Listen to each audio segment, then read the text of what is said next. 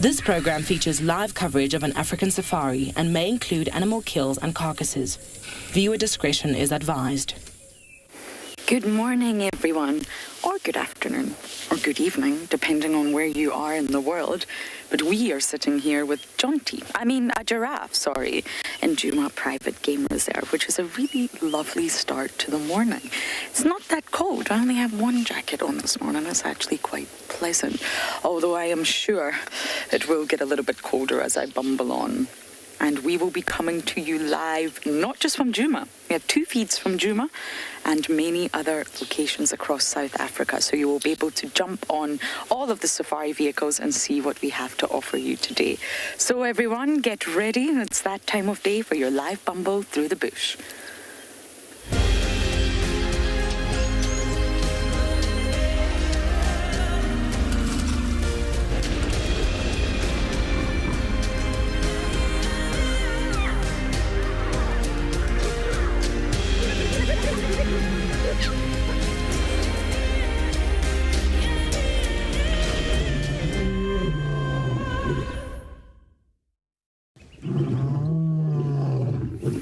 Welcome aboard, everyone. It's an absolute pleasure to have you all on the back of my vehicle. My vehicle is, of course, Wendy, one half of the Djuma team here. What a lovely start. My name is Lauren. I do have Owen on camera, and it's so lovely to see a giraffe. I haven't actually seen one in quite some time. We're just on quarantine here, and you can see it's busy feasting. It's breakfast time already, that's for sure. My vehicle feels rather empty, especially after yesterday. We had Grant and Damon from Pinda on Wendy. It was a rather full vehicle, but a thoroughly enjoyable one. We had so much fun. If any of you missed it, please go back on YouTube and check it out. It was a very entertaining drive. And I decided not to start up a tree today.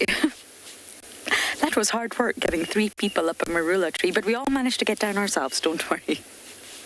So before I forget, these safaris that we provide for you all across South Africa are not only live, they're happening right now, they're also interactive, which means you can talk to us. You can send in any lovely or funny comments if you feel like we need a chuckle or two, and you can ask questions to all the guides. So if you have any specific questions to specific guides, write their name. If not, one of us will hopefully get round to answering them. So you submit your questions in a number of ways. You can choose. You can use the hashtag WildEarth on Twitter. Or if you're on YouTube, you use @FC in the chat, which stands for Final Control. Or you can head over to the Wild Earth website. As long as you've registered, you can submit your questions under the live safari page. But kids, if you're watching, please do talk to us. You are the future and you are the best. But you send in your questions via email, and the email address is kidsquestions@wildearth.tv. Hello, mister. You're being very, very wonderful to us this morning.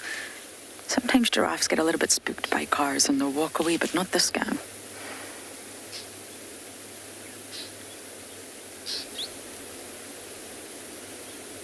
My plans for today are just to bumble. I do want to check on Batilda. I'd love to go and check on the African hawk eagle nest and see whatever comes our way. I had the most perfect sighting with Kalamba yesterday. She performed in all shapes and sizes. She really showed off to the boys. She knew we had guests on board, and typical Kalamba really showed off. So hopefully Jonty might be able to catch up with her this morning. I'm not entirely sure she'll be there, but there definitely was a little bit diker left. A fraction of diker on that tree. So she may still be around.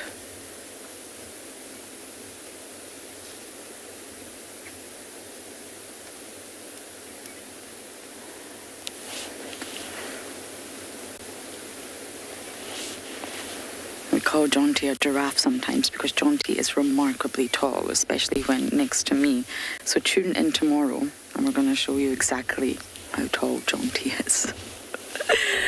But for now, as we sit here on this very pleasant morning, let's take a look at the weather across all our locations.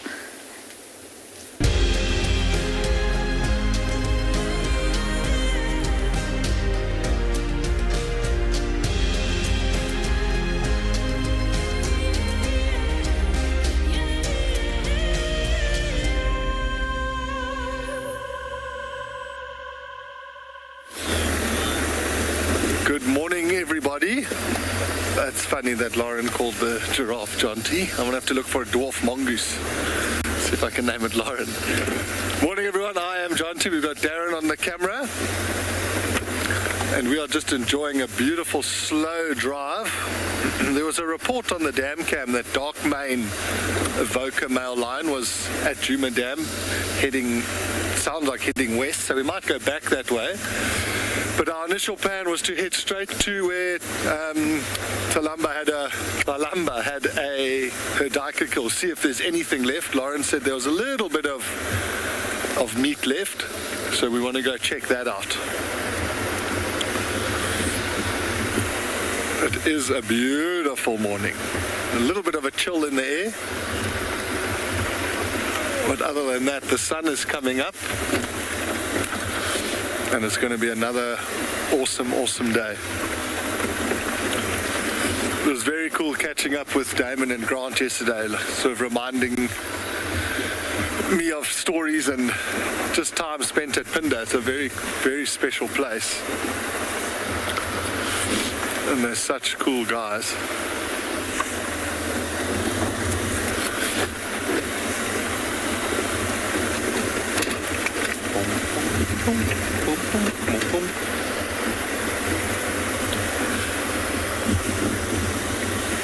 So, just picking up, I know yesterday, myself, Daz, and Odie were taking bets on what time Darkmane would start roaring. We were all out big time. So, when we were back at the camp having dinner, he started roaring at 33 minutes past 7. So I don't know if anybody got it right. We certainly got it wrong. But he was roaring a few times, must have been from that open area by Djuma Dam. It was such an epic sound.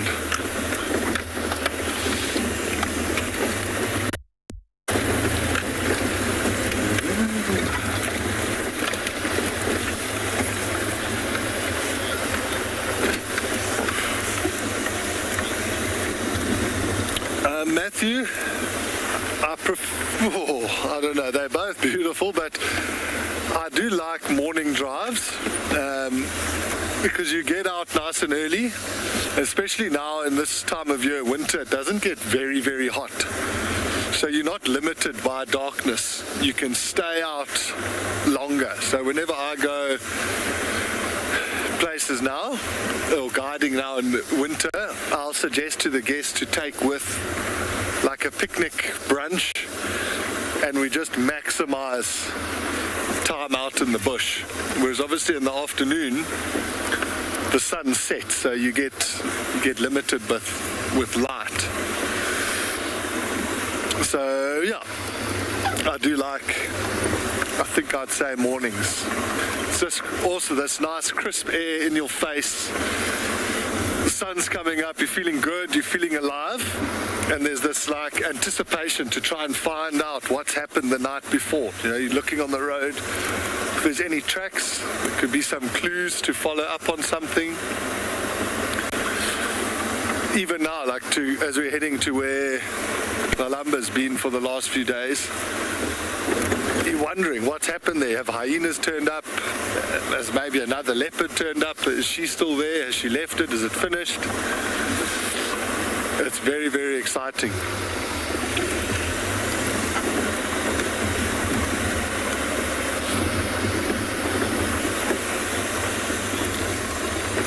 While we keep making our way down there, you're going to head over and say good morning to Rule.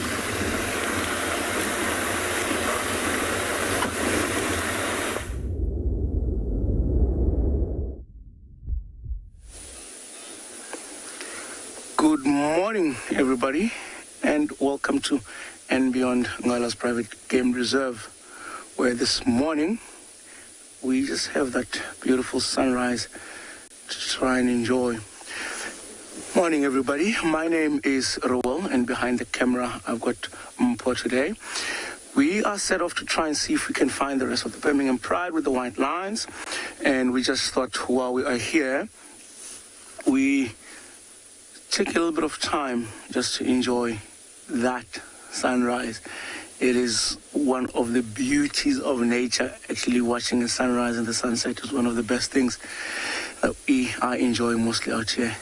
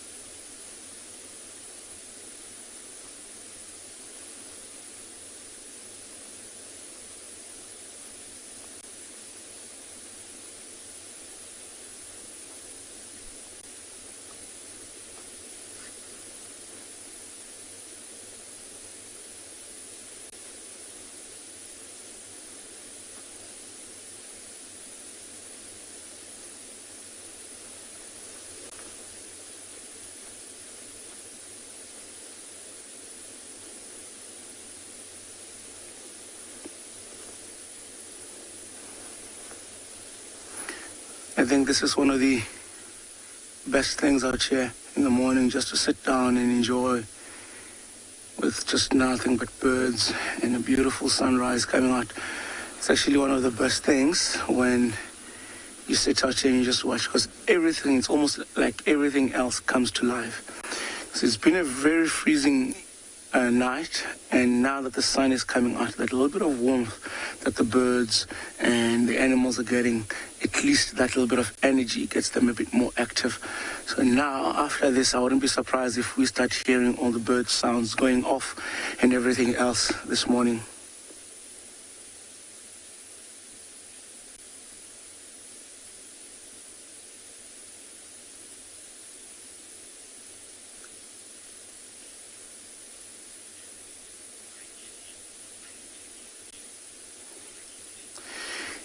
Safari teacher, I think you have found a word, eh? It is a breathtaking moment to get to see this. And I mean, like, it's really difficult to explain to a person the feeling that you get when you actually sitting down and looking at the sunrise and somebody asks you, what was it like? It really is breathtaking. It's also amazing how you can actually, it's almost as if you can see the sun when it's moving, because when we started about a few minutes ago, that sun was way tucked behind that silhouette of the trees, and now you can see that little golden glow just above it. Within just minutes, shows how much or how quickly that sun is moving throughout the day.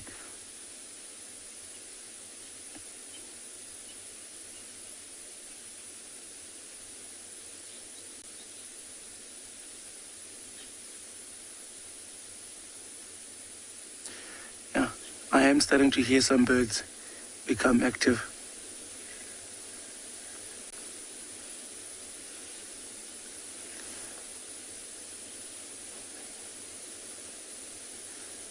And in the background, I can hear an impala starting to do that little rutting sound there.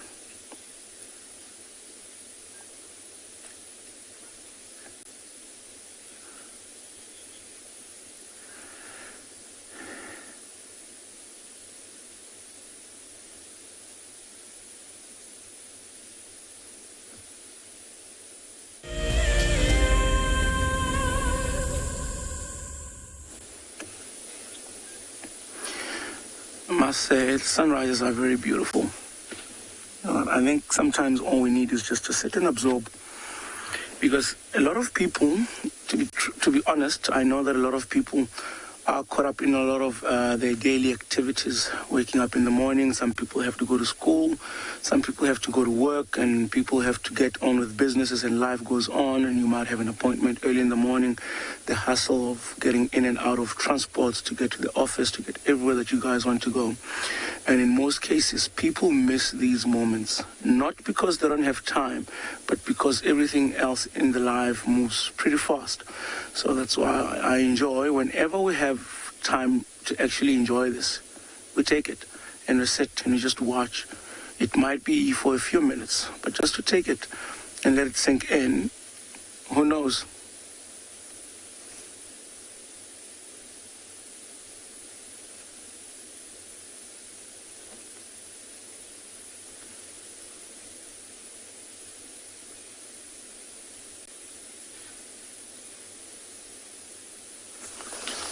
I'm just starting to see some impalas and wildebeest react in the same direction. It looks like there might be something that they're looking at. Sounds like they are alarming, so I'll wait a little bit more to see. But I'm pretty sure in the direction that they're looking in, there might be something that they're seeing out there.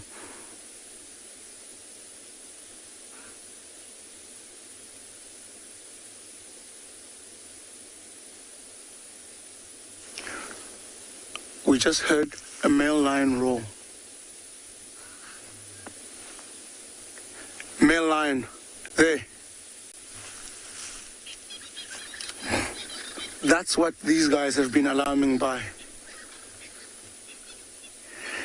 Amazing, just watching a sunrise. Impala's alarming, and a male lion appears in this scene. It does not get any better than this.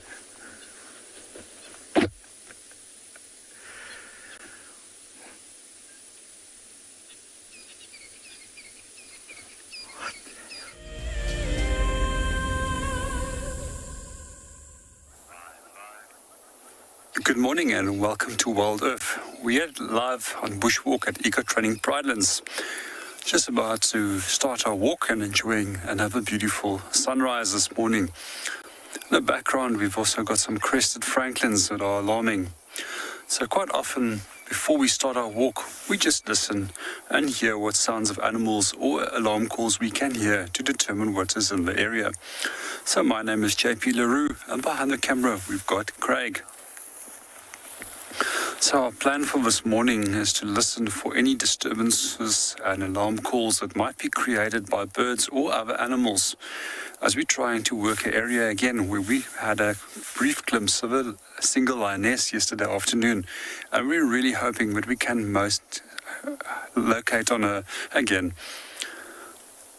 Other than that, we will be looking at some trees and trucks and whatever else nature brings to us. I just love the sound of those little crested francolins in the background. Very easy always to remember if you're not sure how to remember a call. They say basically pump handle, pump handle, pump handle. And in the meanwhile, we're going to start our walk and I'll hand you over to Ngala and see what they have on offer.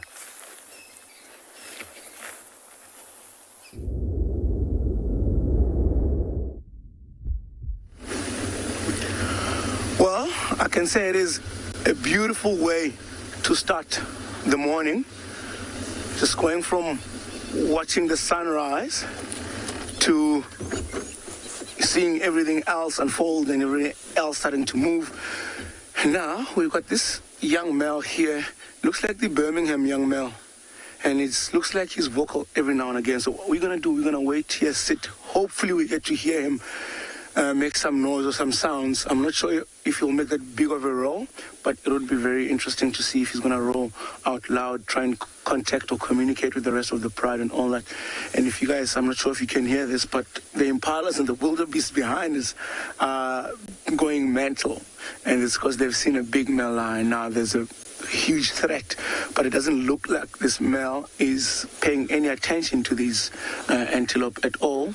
But for them, it is still threatening, like seeing a male lion where they are.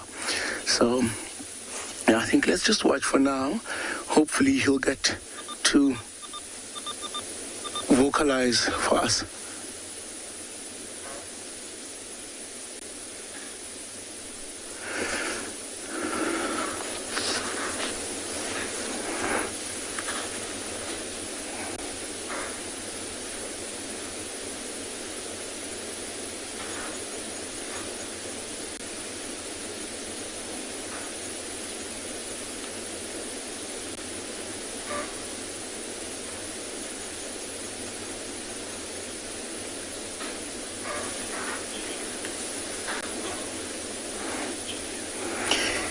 Julia, I agree with you. This Birmingham young male is a stunning young male lion. And in fact, he didn't really move far from where we were yesterday with him in the evening towards the end of the show. So we not that far. I think we might even be 4 or 5 kilometers away from there. So he could have moved even further, but because he was now coming back this way, so I don't know if he ran into some trouble during the night, wherever he was headed, but now maybe coming down to settle down here. I'm hoping that with the sun coming out, he will not move far, so that we get to spend a little bit more time with him, see if anything else happens.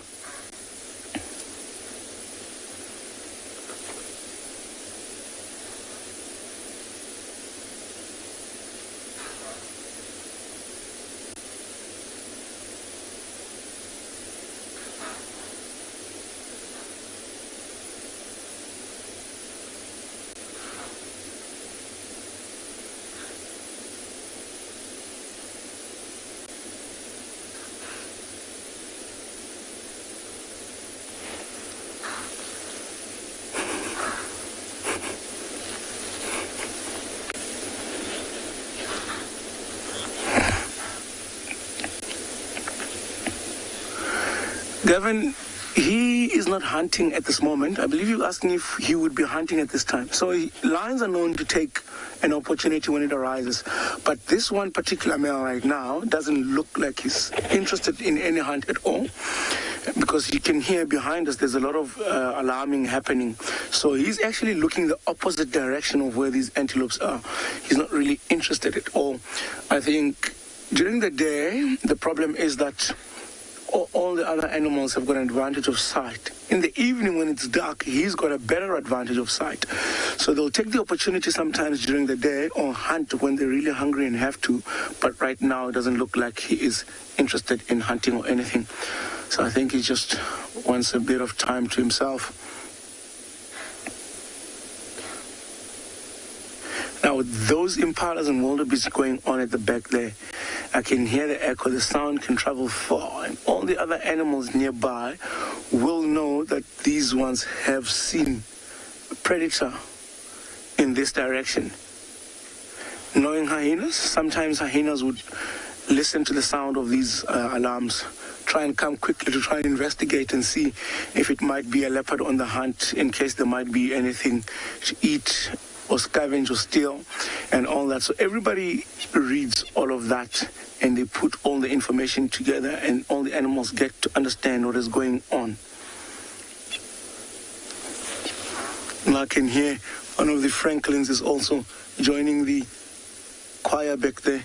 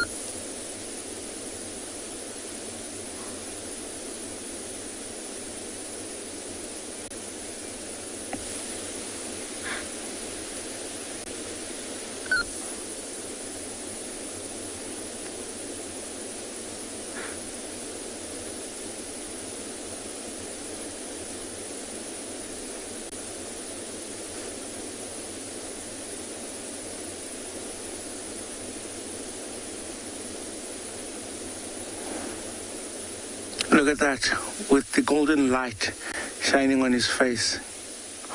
A male lion is truly a beautiful animal. And I mean, at this time of the day when the sun just comes out, it just lights up on his face. You can see he's still looking back towards the direction where these impalas and all that are alarming at. It's also good so that he gets to see if there is anything that might be coming to investigate, because now that sound will alert, like I said, every other predator. But he's not really worried about hyenas and leopards and all that. male lions sometimes, if close by and they hear that, they would also come to try and investigate and see what these animals are alarming at.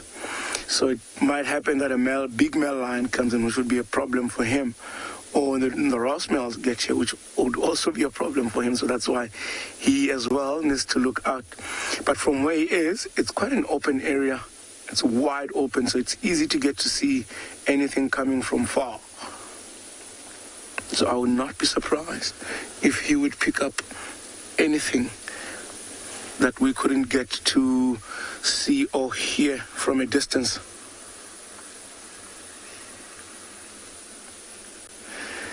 Nathan, this male, you're asking if he's got a name and a story.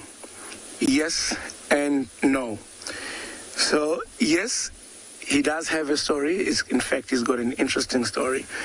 A name, not so much. So out here, we try not to name the animals, especially lions, individually, rather the pride. So this young male was born from the Birmingham pride. In fact, he is the last offspring of the previous dominant males before the Ross males came in. So he was born 2016 in the property around June inside the Timbawati riverbed. And I think he was a part of at least 9 cubs that were born from that litter. And out of the 9, 2 survived. 7 of them have died. And then the 2 that survived is him and another young female that's now part of the Birmingham pride. She's got 2 cubs of her own that are over a year now and all that.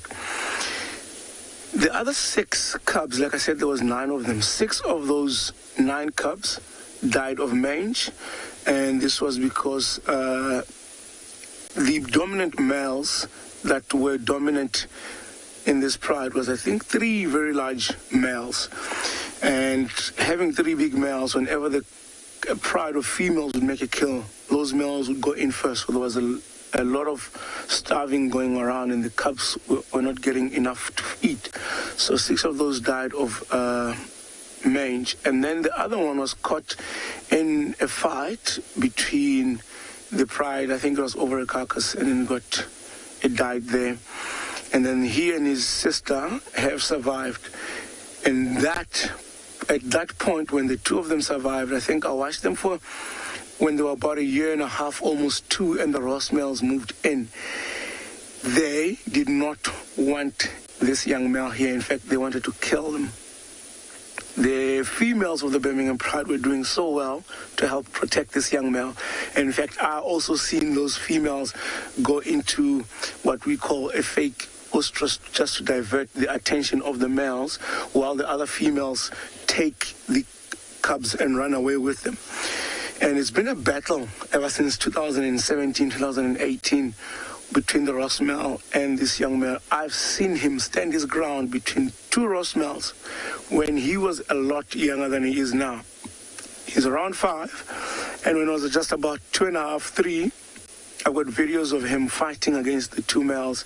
It's just epic and crazy sightings. There have been occasions where the Ross males have given him a huge wound or very large injury, where we found him limping one of the other days. He's in fact got a permanent dislocation on his hip, and I can see he's also got another bite mark on his hip, which is more recent. So all of this happened in the past 5 years. It has not been easy for this young male, but I'm impressed that he has made it so far to 5 years. I mean, he's on his own. Whenever the Ross males are with the pride, he has to try and survive by himself. And whenever the Ross males aren't there, he tries to join the pride and all that. And now looking at him, he's quite a big male lion. And you can imagine with the females having cubs now of their own, new cubs, they try and keep him away from those small ones, not knowing if he's going to kill them, if he's going to do any harm onto them and all that. Or if the Ross males come back and he is within the pride with the cubs and they start a battle, any of those cubs could actually get caught up in the fight. So that's why the females will try and stay clear. And then the other sub-adults of the Birmingham pride with the white ones and all the 2.5-year-olds, actually I've seen him spending a lot of time with them and all the older lionesses that don't have cubs at the moment. So he's had quite a tough life. and he's survived, and that shows that he's quite a tough young male lion, and his gene pool is actually from a very strong one at that. Looking at his size, when we saw him from a distance, I thought it was one of the Ross males. But when I got closer and I had a look, and I could see that it's actually that young male.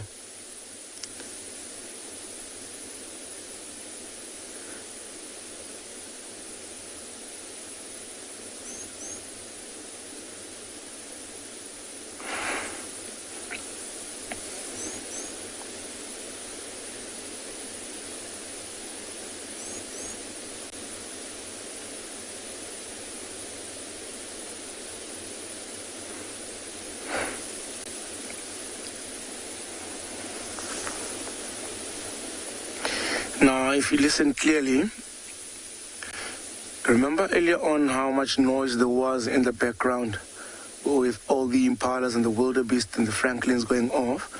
Now all those animals have now stopped and they've moved further and further away from here. So it means that they no longer feel that threat. I think the wolves rather keep an eye on this side and see if he will start moving or get up to move, because they need to keep an eye on where this young male is. However, it looks like everything is starting to settle down for now, so we'll sit here, watch and wait and see what will happen next. In the meantime, we'll send you guys to Lauren.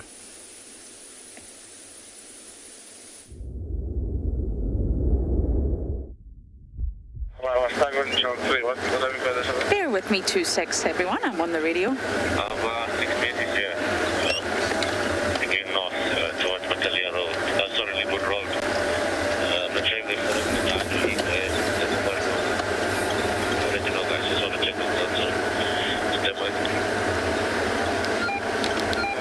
Everyone's talking all at once.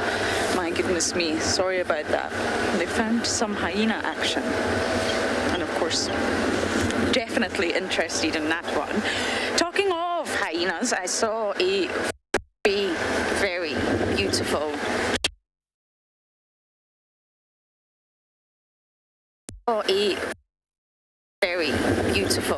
tribute online to Shambulu. And I thought, I'm going to read extremely beautiful words. So my fingers are slightly numb. Owen will give you a beautiful view of the Scotia up there. And I'm going to read out this tribute, because I read it out around the table last night to all the... Okay, Marcus, this is from you. Shambulu, even though you may be gone, you are not the only one. In hyena heaven where you stay, with other clan mates with whom you'll play.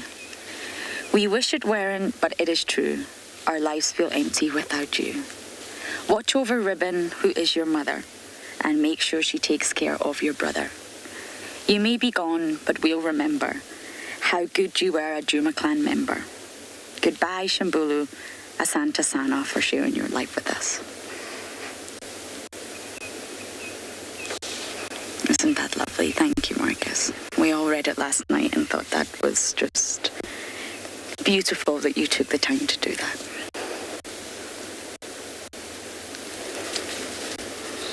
His life was short, but a wonderful one.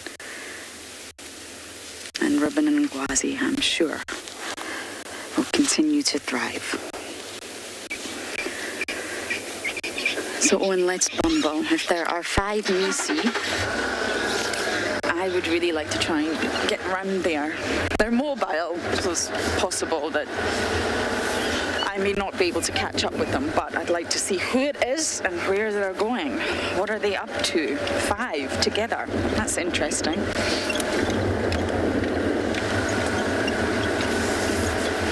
Okay, I'm going to get back on this Game Drive radio, and you guys are going to go back across to Rural.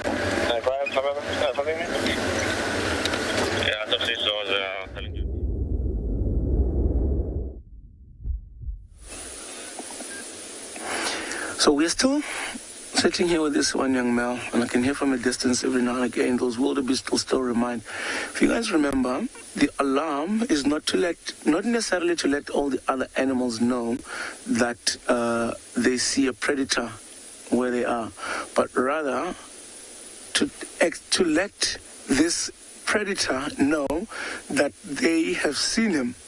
So in fact, what the impalas and the wildebeest were doing is making sure that the male lion, if he's thinking of hunting, he should know that those antelopes have already seen him. And therefore, and then everything else around gets to know that those have seen a lion, or those have seen a leopard, or those have seen wild dogs or cheetah, or whatever predator it might be in the area. So for now, I think this male lion is going to be lying down here. I don't think he's going to move unless the sun gets warm like it was yesterday afternoon. And then he might move to one of these little bushes around for shade. But for now, with the sun coming up, you can imagine how cold it might have been throughout the night. And, well, we were tucked in our blankets, air conditions and warm electric blankets and all that. He didn't have any of that, so he had to try and keep warm somehow. And now that the sun is coming out, I think he's going to enjoy having this little bit of warmth and energy after that very long, cold winter night. But he is a very massive young male lion, and he's huge. At the age that he's in, and he stands tall. And you look at the size of that head, is massive. See, in the direction that he just turned now, I'm hearing francolins alarming, like something startled them. I wouldn't be surprised if a hyena popped into the scene after hearing all that commotion with the impalas and wildebeest maybe coming for an investigation, or something else could have scared them. So he was just looking to see if he will see anything on that side.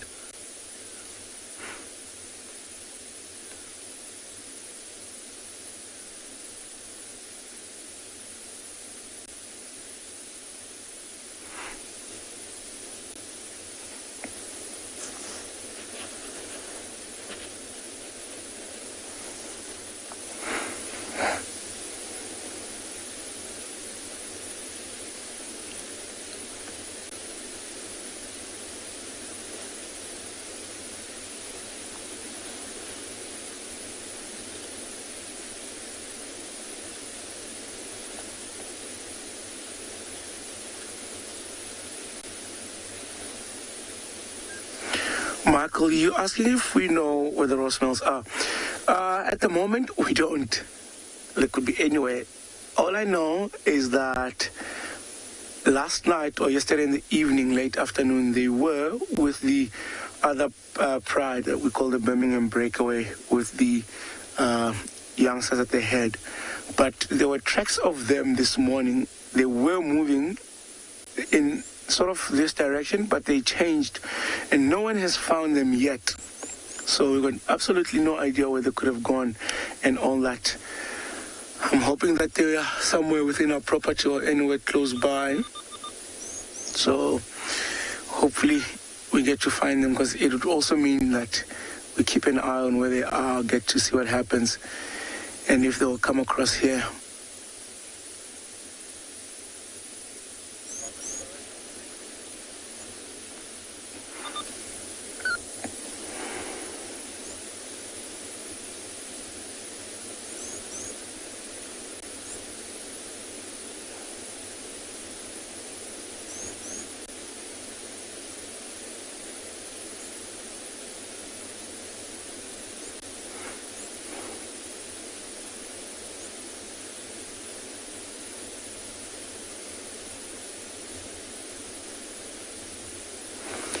If you look, you can see there his mane starting to turn a little bit dark just above his head, which is also a sign of a very large and a very nice gene pool that is coming from. If you look on the side of his head there, just underneath his ear, you'll see the mane is a bit gold or blonde, but for now you can see the back of his head, that mane is starting to turn black. So I think we'll stay here for a while, and then in the meantime send you guys over to Lauren.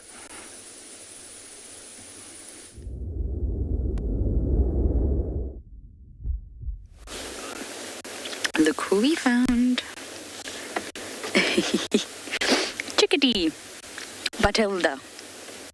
Actually on the northern where her original nest is. Sitting... My goodness, that Eastern Channel is relentless. If Owen just zooms out a little bit, you'll see she's just above her nest. So she's still using it now and again, probably resting in it. It is a familiar safe spot and an easy place to rest. I wonder if you just sit long enough, the sun's starting to give a tiny little bit of warmth. My fingers are slowly regaining their function again. And maybe we'll start to see some wing stretches and flight from little Batilda here.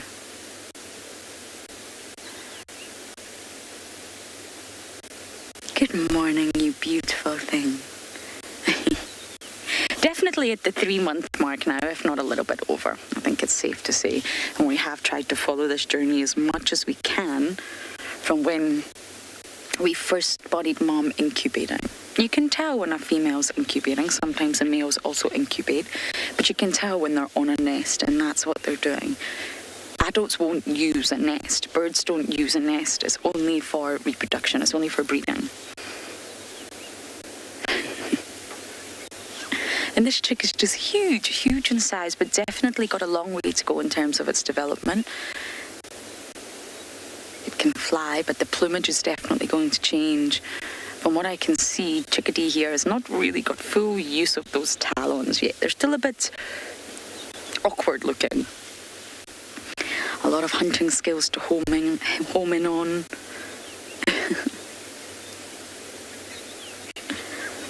You're just too sweet, little one. Definitely knows who mom is and who dad is. And I imagine we will see them together under one tree from time to time. That's definitely possible.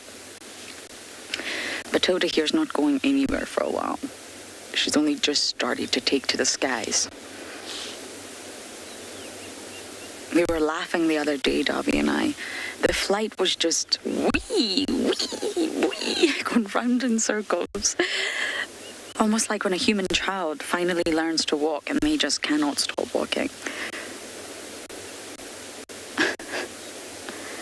But flight's energetically costly for any bird, just like running is for us, moving is for us.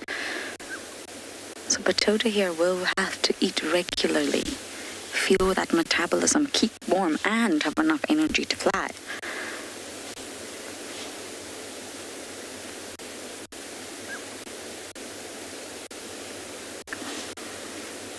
I really hope we'll be able to follow Mr. and Mrs. Wigg's journey as well.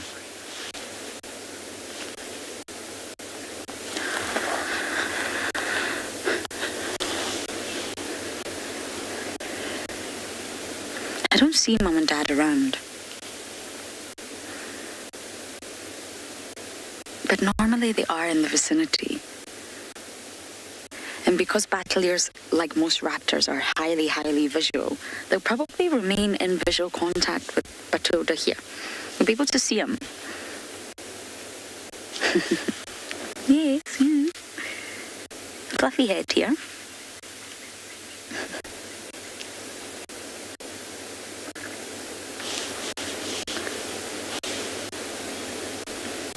Anna Marie, you are so correct. Too fast, I think. Far too fast. And it's interesting what Roel was saying about naming animals. There's a very sort of big debate out here because, of course, when incidents happen like Shimbulu, it's difficult. Nature's tough. You're going to see wonderful things, but you're also going to see things that are very hard to digest, literally. And on the other side, it's also very difficult to talk about them and narrate their story when you don't have a name. Using it feels wrong and slightly disrespectful to another living being. And when you take the Juma clan, for example, how on earth do you sort of teach people about the Juma clan when they're all just this hyena, that hyena with the funky ear, So it's a tricky one, but I think Chickadee or Batilda will need to decide.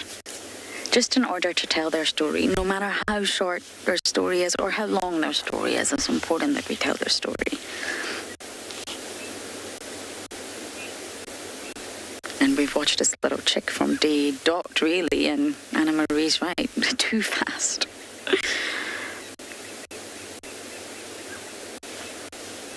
I'm going to check on the African hawk eagle nest today as well, and hopefully we'll get some sort of action up that side so we can watch the female and the male preparing the nest.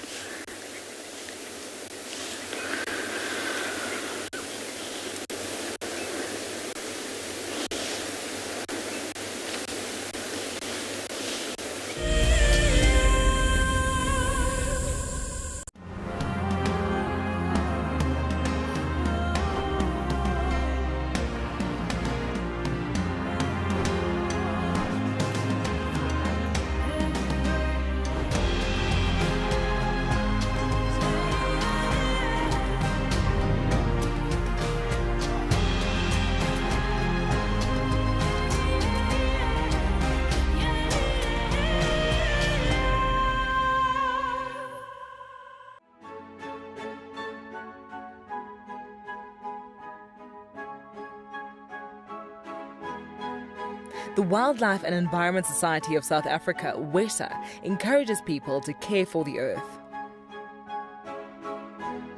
Through innovative projects, they aim to reverse the serious issues that we face in the world today. One of these projects is Green Coast, a proudly South African award for sensitive and well-managed coastal sites. This sustainability project protects our national coastlines while providing unemployed youth with a love for their environment and a hope for the future. WESA is a membership and volunteer-supported organisation. Every supporter is helping to change the only earth we have. Visit our website to see how you can help care for our earth. I love being a cam-op for Wild Earth. The animals coming right up close to you, especially like lions.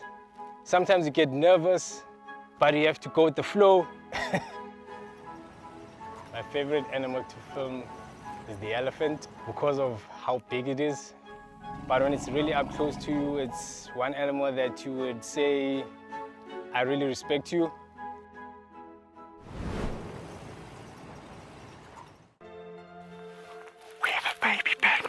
Baby pangolin. This is off the charts. This animal is about from your fingertips to your elbow. That's the total length of this animal. This is unreal. This is unreal. This is unreal. This is like now my 4th Christmas in a week. We should do this more often. Tune into Wild Earth every single day. It's in your nature.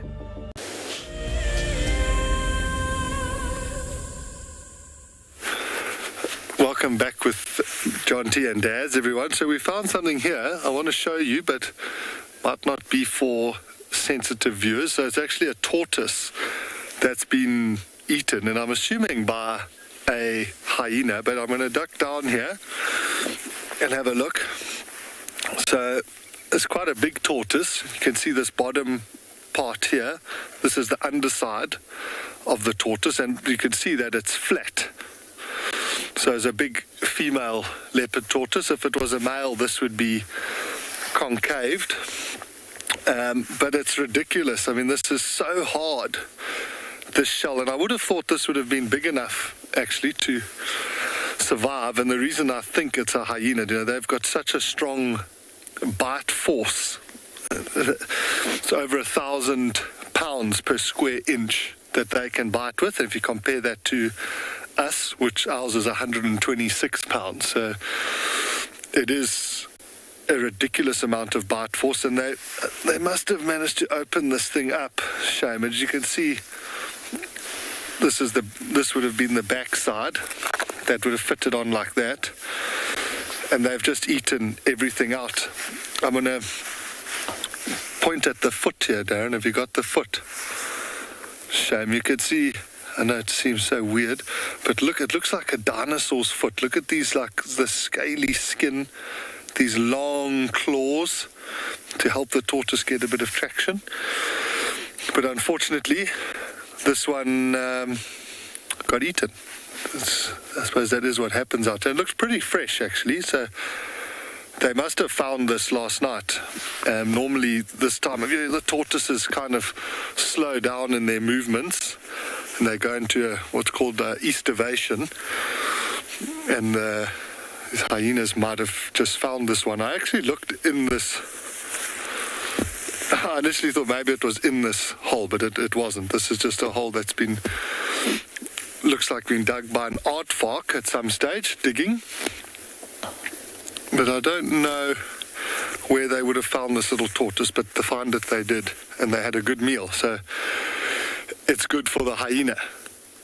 And we're going to carry on. So we're in the same area as Lauren. We were very close to Twin Dams when they called in those hyenas. So we were also trying to find out what they are after, or if they're just having a morning wander around. So let's carry on up this road and see what we can see.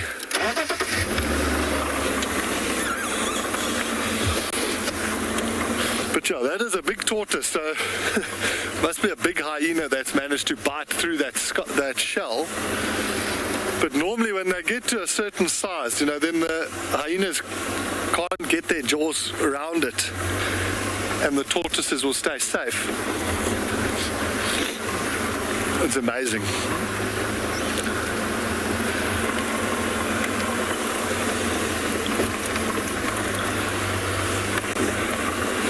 You can't believe that foot though. Looks like a dinosaur's foot.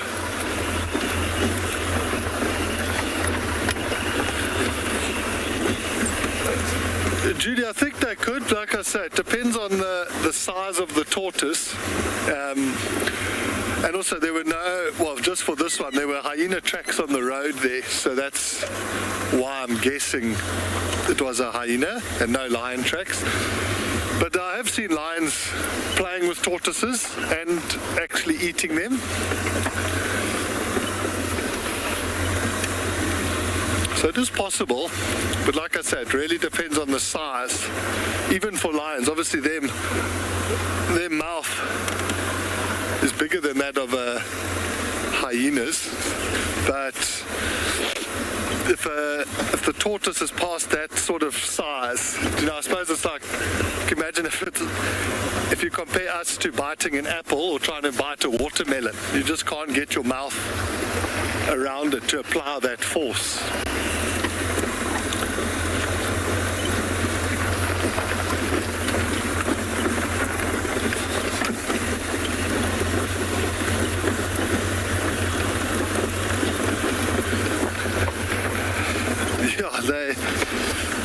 It can be quite brutal.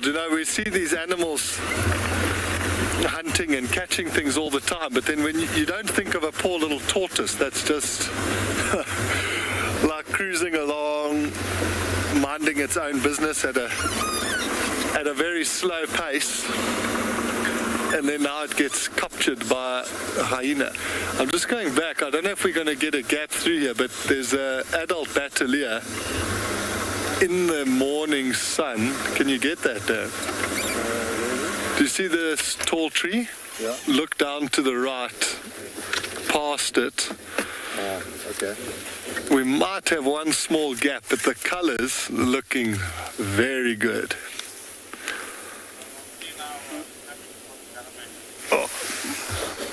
Oh, my binoculars, I've messed it up. No good.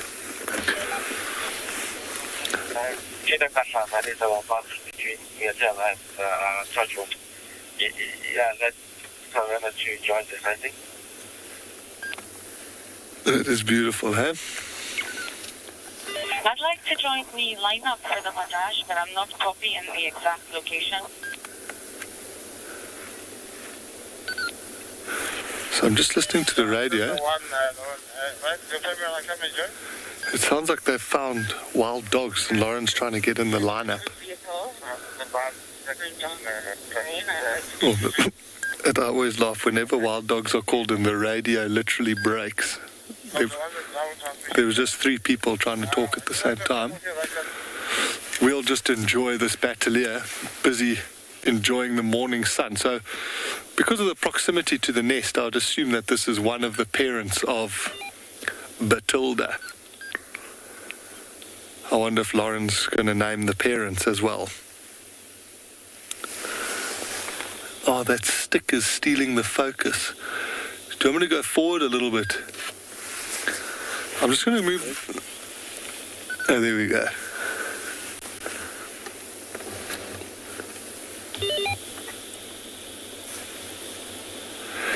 I'm just going to check where these guys are because I don't want to. But yeah, we'll make space anyway. I don't want to bump into them and ruin everything. So I'm just going to talk on the radio. Sorry, stations, my radio was down. Can you just confirm where that sighting is? I don't want to bump the sighting.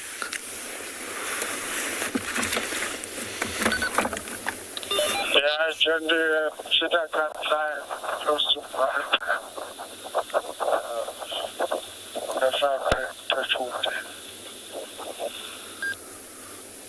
I'm just going in, so just one moment.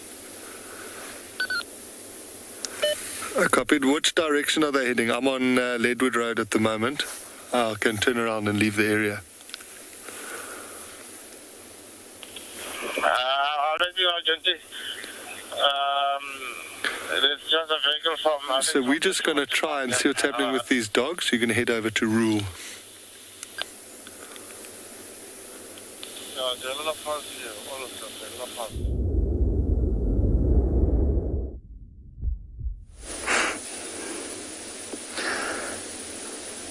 How beautiful is that young male?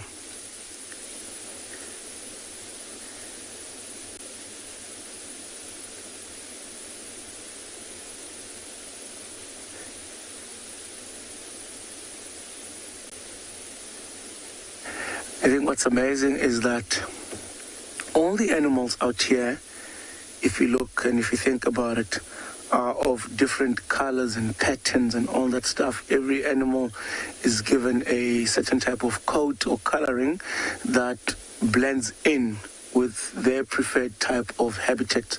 So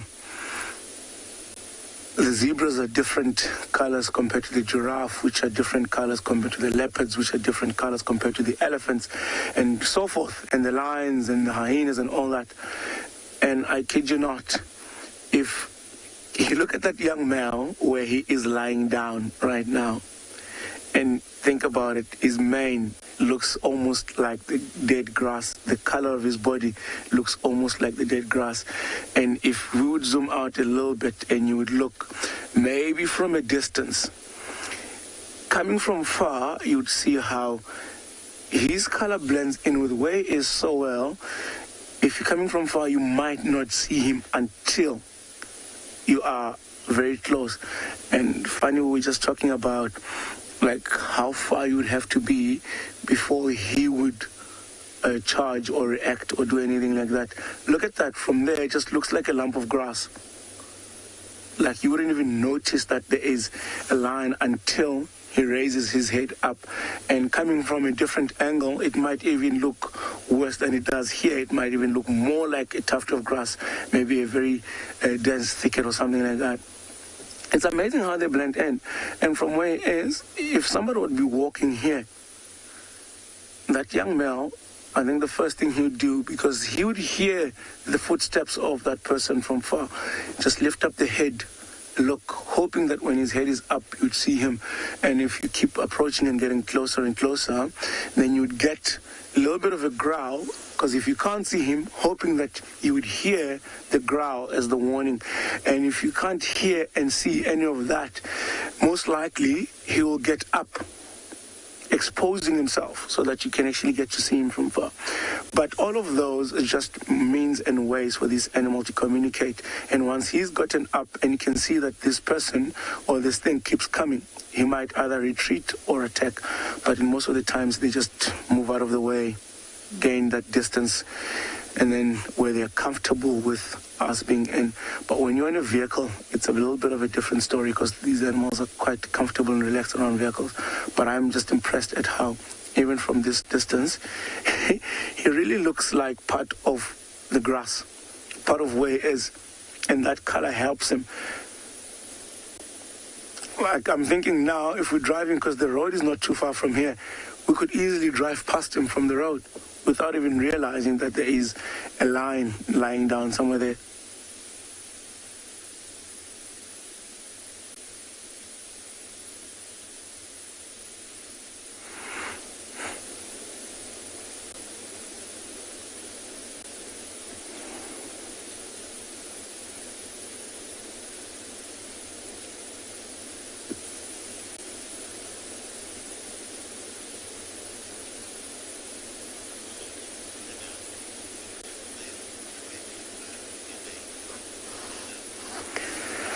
And are you asking if old males always have black in the mane? Yes. Essentially, the mane does turn black and gets darker and darker the older they get.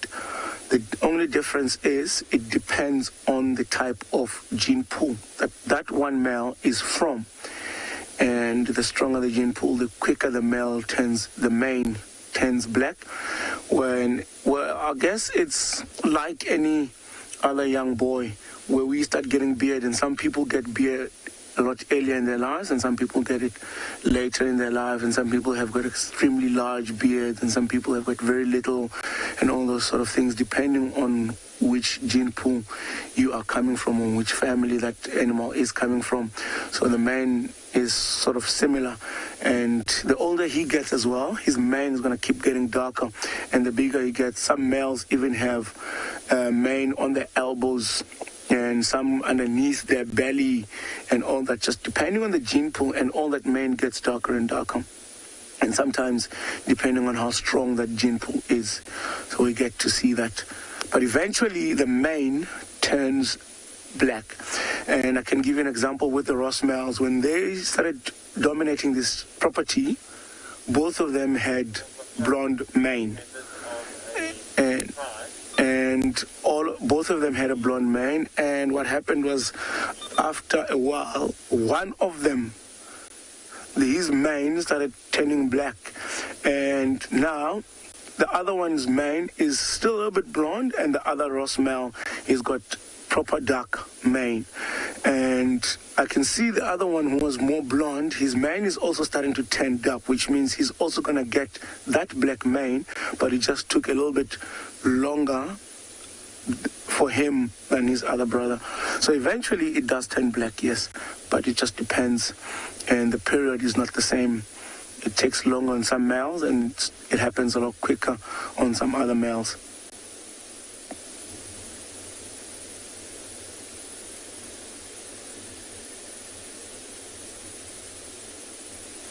Oh, there we go, look at that. You see, his hearing is incredible. I don't know what he heard, because his eyes were tucked there. I'm sure he might have heard something that got his attention, and he just lifted his head up to try and see if he'll see. And at this time, the sun is starting to warm up, and I think the cold is dropping, the cold wind is dropping, and I can feel it's a little bit chillier than it was when we were here earlier on. I think that's why he's tucked his head a little bit, trying to keep as warm as he can.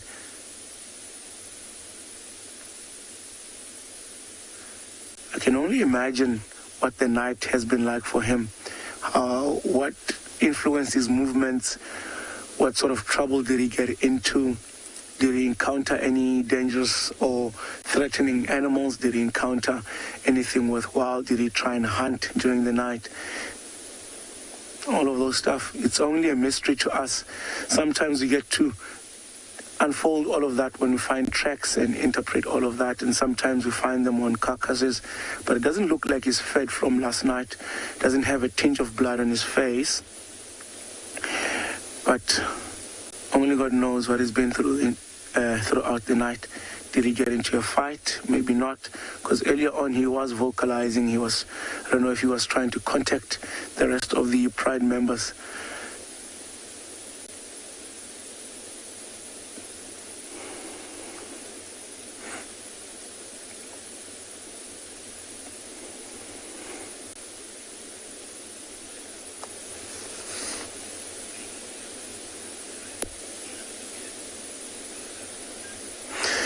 So, Baila, you're asking if it's possible to make lions that have been raised in captivity and then introduced into the wild and survive. I'm not really sure, but what I think, it will depend on where that lion in captivity was raised, how much relevant or related was the area to the wild area that is going to be introduced in. For example, if that animal was kept in a zoo with walls and paintings and all that stuff, it's going to be a little bit difficult for that animal to adapt in this side. Another thing, if that one lion was raised hand-fed, or did they try and get his instincts to work, his hunting instincts, and that animal's natural instincts of hunting and all those elements. Sometimes these animals get fed and brought in steaks and all that. It's going to be difficult out here where it's going to starve. Or was that animal ever introduced to any wildlife or anything like that? Is anything going to seem strange? I think it's going to be difficult, to be honest. Also, depending on how old that animal is. Like, if it's been in captivity for years and all that animal knows is that lifestyle, and all of a sudden having to come down here and change everything else to be completely upside down. So I think it's going to be very difficult, and the chances of that animal surviving are actually slim. Although I would not put it past a wild animal where instincts kick in at an early age. You would be surprised. I do think maybe one or two might survive, but I just think that it's going to be very, very difficult for that animal to cope and survive after such a big change.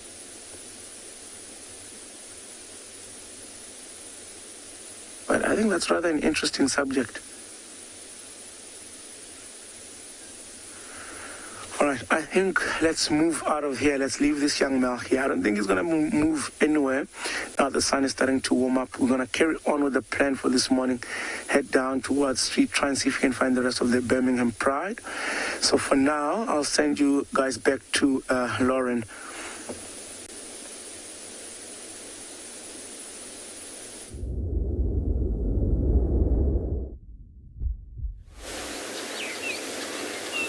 Looks like I'm not the only one who's trying to keep warm this morning.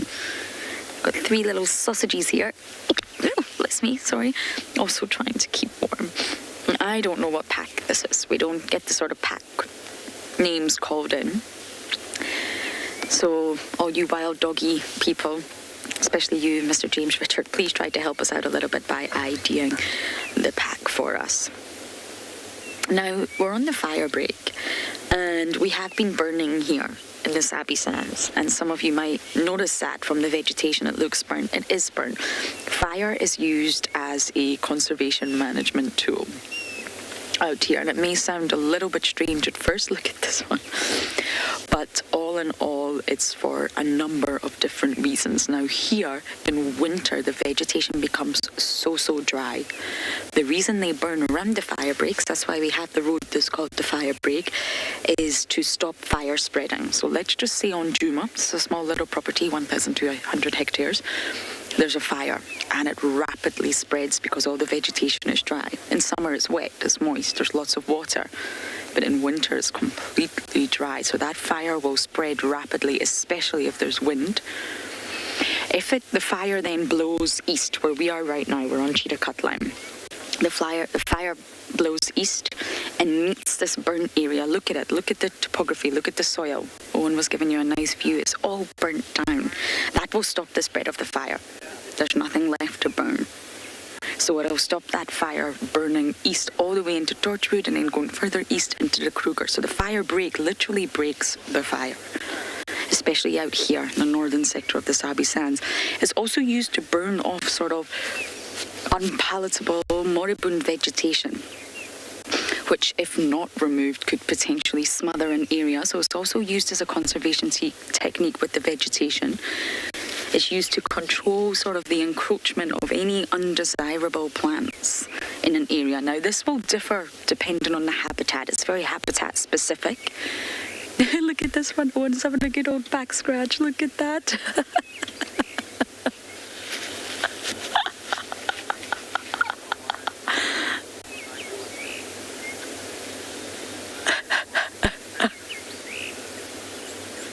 Love it when dogs do this. Oh, that looked like it felt so good.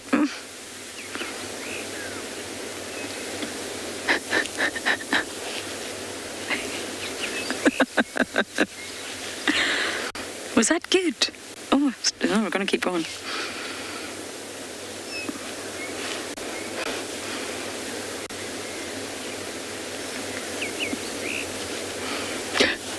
And just to wrap up that thought, because I know many of you will be, oh, what are you guys up to? Oh, look at them, look at them. They're all running to greet each other, Owen. Look at this.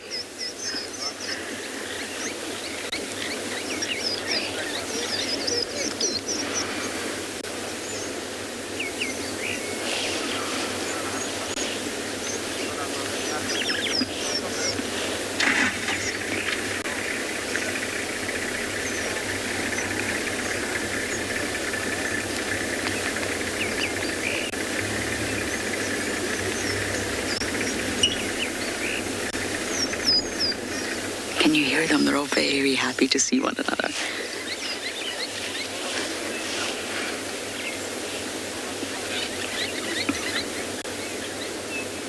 Squeak, squeak.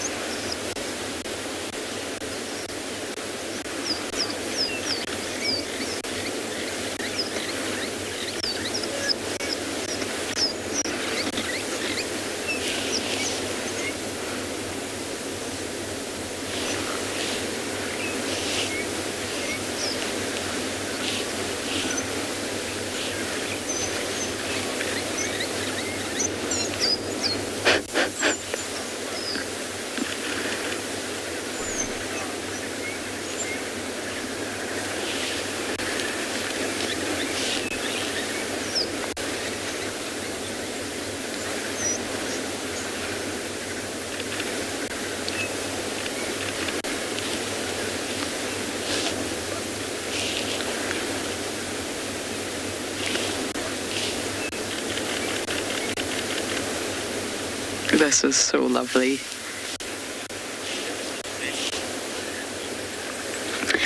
Christy, I imagine they will have already had food already. I mean, it's almost 8 a.m. here. They get up early and the first thing they'll want to do is eat, but I think they'll hunt again. Their bellies are not full. And of course it's cold. Lots of mouths to feed, lots of bellies to fill. I think they have had something. I don't see any blood. It's normally a good sign. They'll have blood on their face. They're just playing this now. This is so cute.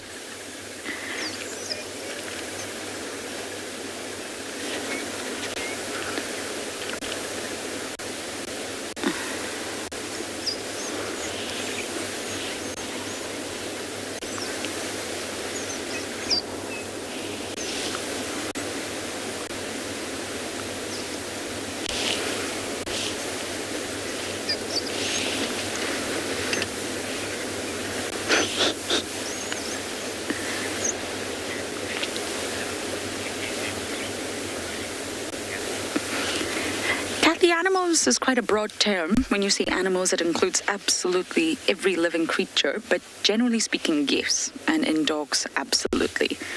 They will use their tail to communicate to one another, body language, and normally communicates their mood. I mean, especially in leopards, when that tail's twitching, they're not happy.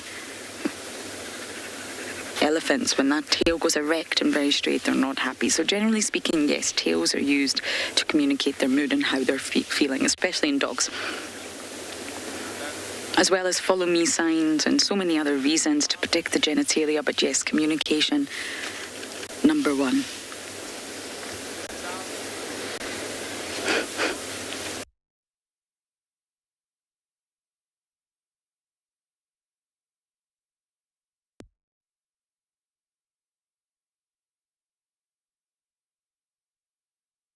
To get rid of some vegetation, control encroachment and stimulate out-of-season growth, and of course to prevent fire spread. And I just want to touch on that because you will see that it has been burnt, but you can see we had Kochava on the fire break yesterday and now we've got wild dogs on the fire break, so it doesn't affect these animals in any way, shape or form.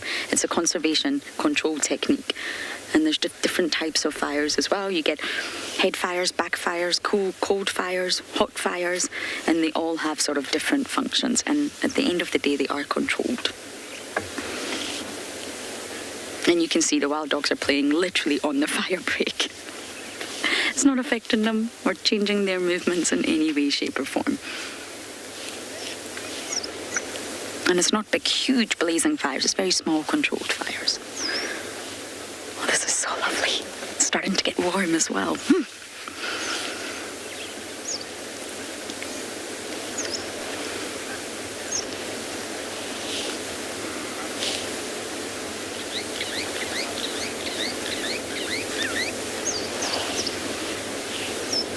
It's like they're playing tag, you're it. Grant, they do make a lot of different sounds. Their most iconic sound is the hoo-hoo. Hoo, hoo, hoo. That's their most sort of iconic wild dog sound, but they can make a barky vocalization, but it's not quite like a domestic dog, but they absolutely can. Hoo-hoo is their sort of communication call between pack members. But if they're feeling threatened, I've actually had wild dogs on foot quite a number of times. They can bark or make a sort of rough, guttural throat sound. But they have a wide range of vocalizations. You can hear the squeak, squeak, squittery sound that they're making now.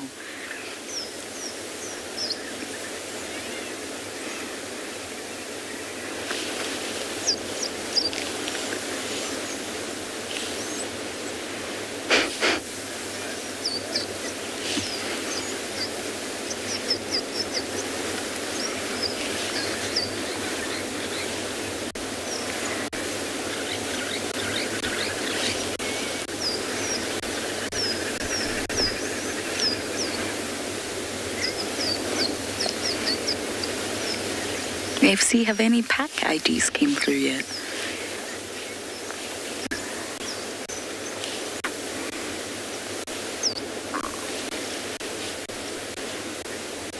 No IDs just yet.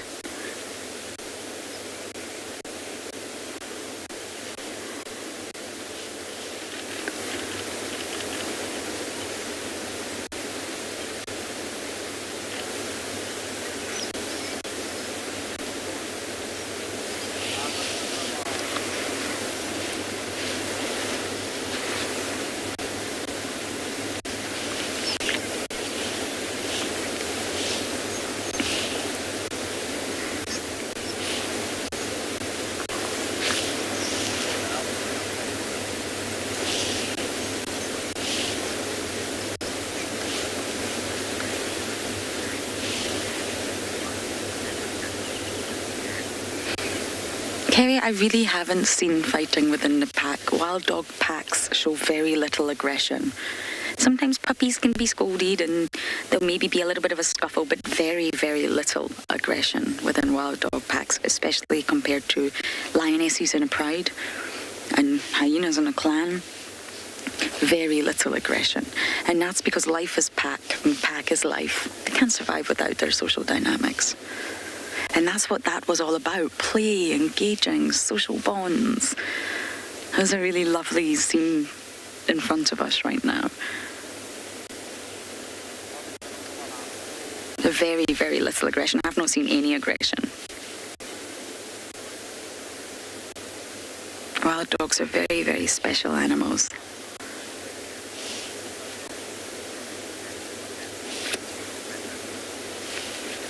James Richard, you're saying this is the Pungwe pack. This is fascinating. I know that Johnsy had a chat with one of the wild dog experts in the area called Grant yesterday, and he's saying the Pungwe pack no longer exists. I wonder if this is some sort of breakaway pack.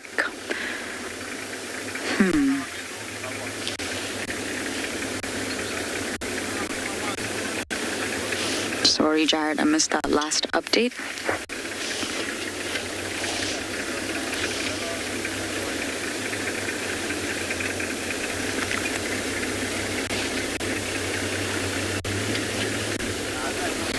James, you're saying it's the Pungwe pack pups with the other dogs. Okay, that makes more sense rather than the Pungwe pack.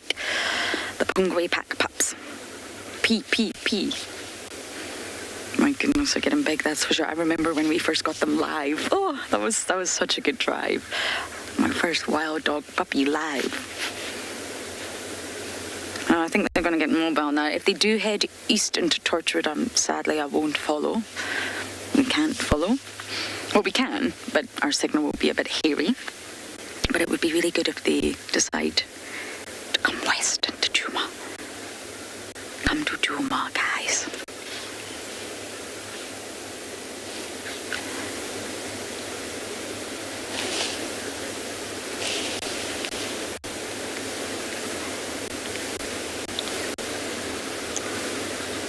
Wild dogs are quite easy to walk on foot as well.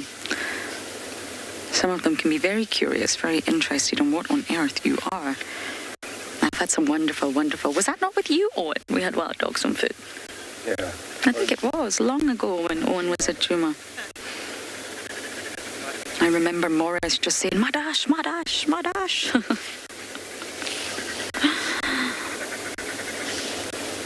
I miss our bushwalks. And some wonderful bushwalks in Juma.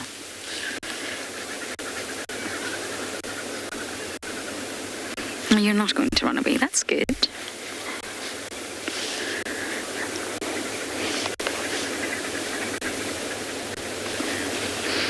One day at a time, yes, when they're denning. That's only for about 3 months of the year. They become sedentary. When they're denning, one of the adults will be the babysitter. And it's not always the same adult. They'll take it in turns.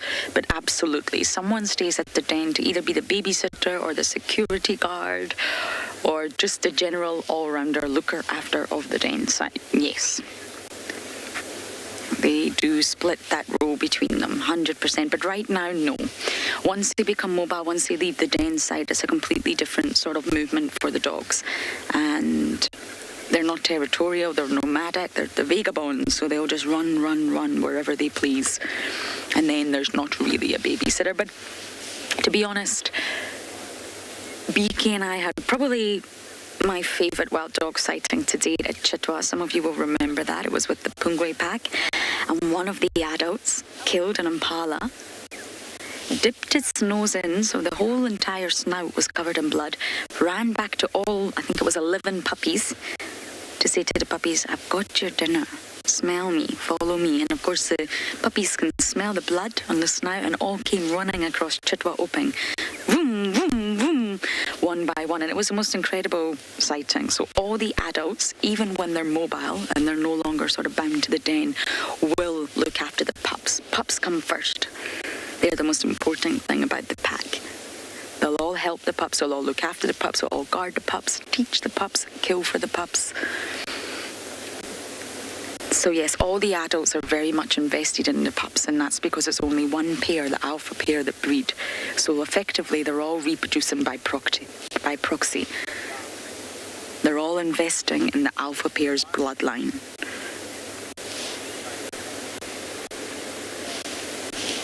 It's a big investment.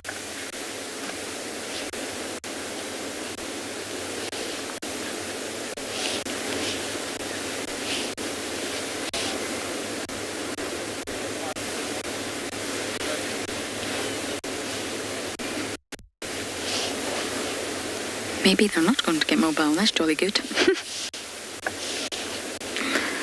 I'm more than happy to sit here, basking in the sun.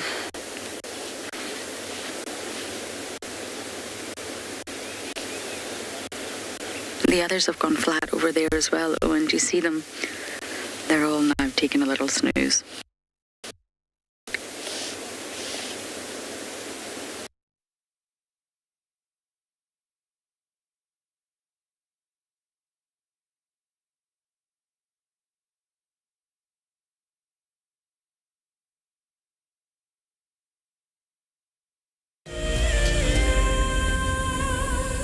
Wild Earth knows it is critical to help as many young people as possible to connect with the natural world.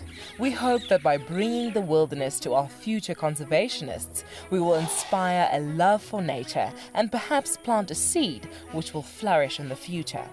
Over the years, kids from countries all over the world have joined us on safari. I really enjoyed learning about the leopards and the cubs and how they hunt and live. We got to see different types of antelopes, and we also saw our male lion's tracks. I got to learn about like different types of animals in their natural habitats. It was like we were on a real safari, so it was kind of cool. We got to see a lot of unique animals. That whole Safari Live video just inspired me to fulfill my dream of becoming a safari guide as well.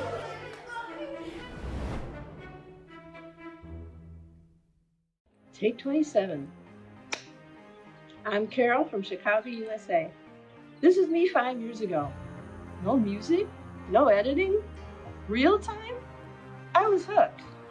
Thank you so much for that, Wild Earth. I had lost my job, and I also lost one of my pets. So Wild Earth has seen me through very hard times, and I just want to thank all of you for being there for me when I needed you most. We love you. We start and end our day with you, teaching our grandkids all about nature through you, your wonderful educational safaris. We really do appreciate being on safari with you, especially when it's cold and wintry in Canada. And considering we've been in lockdown for 18 months here in Saudi and have not been able to fly back to South Africa, I want to thank you for bringing your safari back into my life every single day and night. I love it, love it, love it. My name is Lauren and I'm currently working in Djuma Private Game Reserve here in South Africa.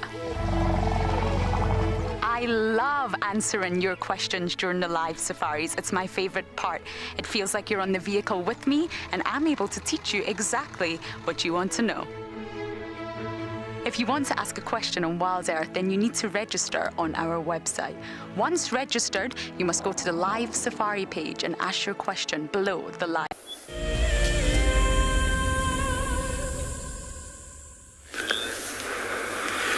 So we've just rushed to Djuma Dam. There were reports from the dam cam that there were monkeys alarm calling in this area, and we've been fortunate to spot two jackal. Do you see the one at the back there, Darren? Oh, it's trotting away from us now. Two black-backed jackals.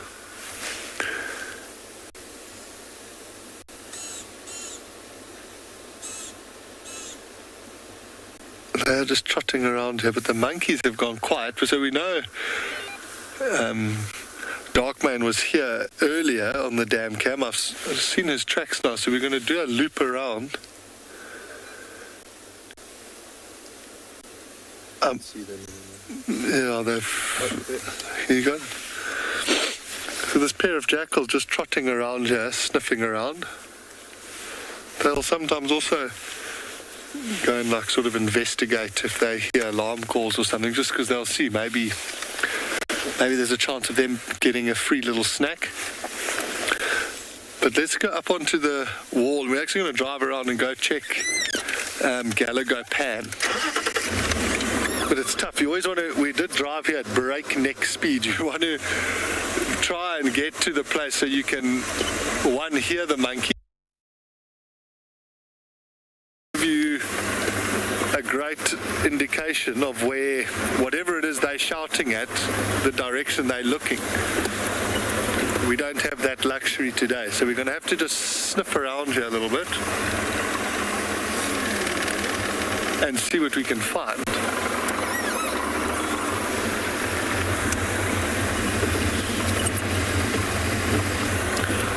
So to Darren, well, we've done this loop, Djuma Dam, Gallagher Pan, back to Vuyatila Access so many times the last few days checking. I'm pretty sure Rusty could do the route by himself without us even doing anything.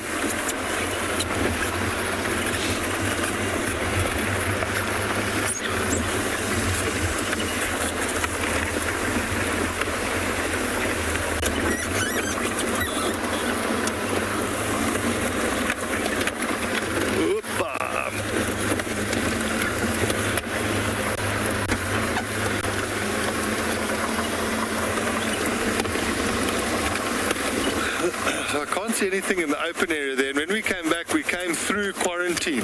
So we kind of had a brief look, but we just wanted to get down around the dam, like I said, see if we could see the monkeys. While we keep scratching around here, you're going to head over to JP on Bushwalk.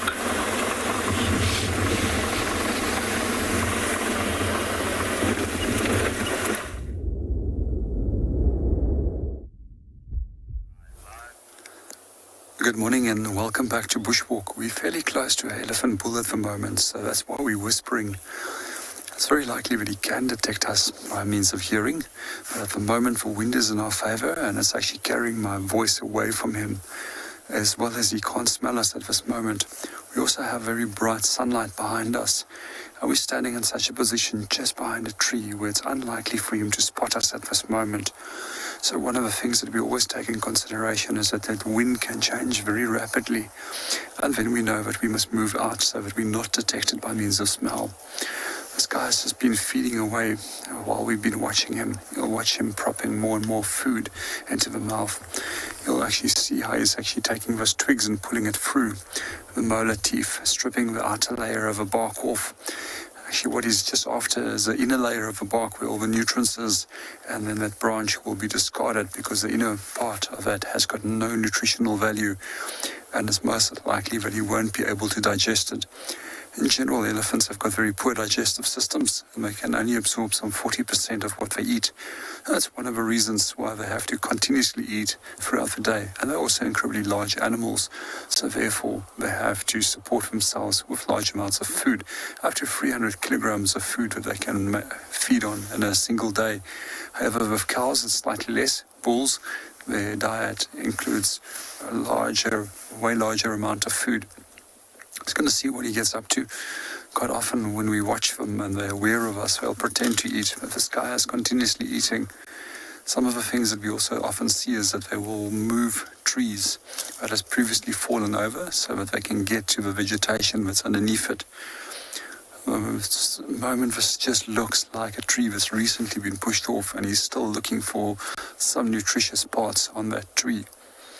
In general, we find that animals have to eat way more in the winter months because the food quality in general is also lower than in the summer months. Now, if you are a browser and a grazer, which we can refer to as mixed feeders, you've got the benefits of both worlds.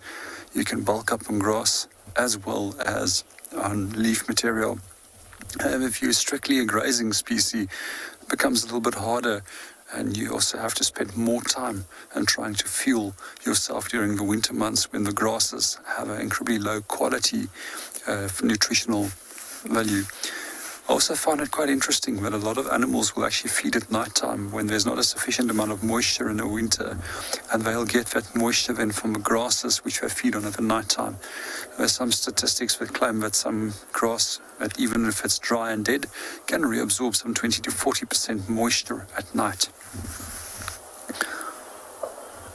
For me, it's an absolute privilege to be able to work on foot and to get so close to these amazing animals and just to view them in their natural habitat.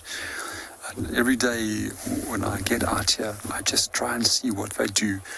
And when we're viewing them and they're not aware of a vehicle, their behavior is totally different compared to that when we'll view them fine. And you actually get a true feel for what their behavior patterns are like, especially if they're not aware of you at all.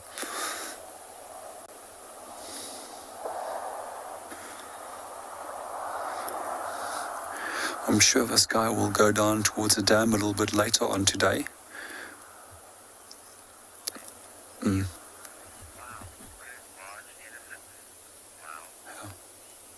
Good morning, Neil, and welcome to the show. Yes, it is an incredibly big elephant. If I have to take a guess, it's probably somewhere by 4,500 kilograms in weight. They've got the potential of reaching up to 6,000 kilograms. However, there's some records that goes up to 10,000 kilograms, especially if you go and look at records from northern Namibia and Angola.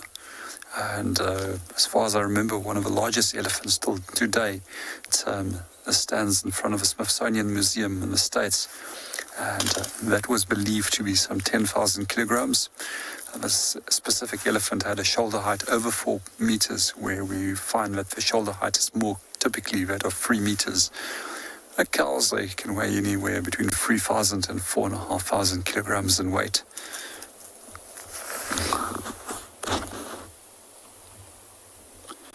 But just like human beings, they also come in all sizes and shapes. And age is not always an indication of the physical size of the animal.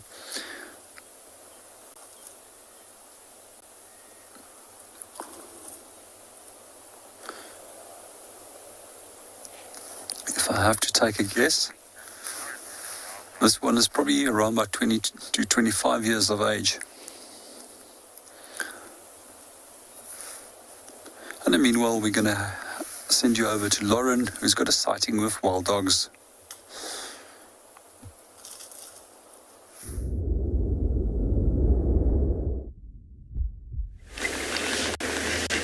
dogs are all sleeping.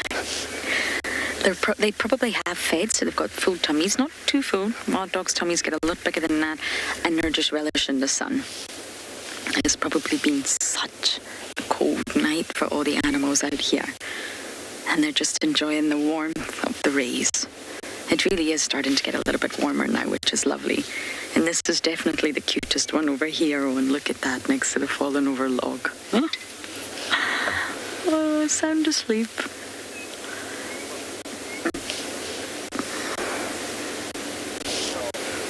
But just touching on breeding again, I have mentioned this in the past, but I think it's so fascinating that you have an alpha pair, an alpha male, and an alpha female that are the only ones that make a breeding effort.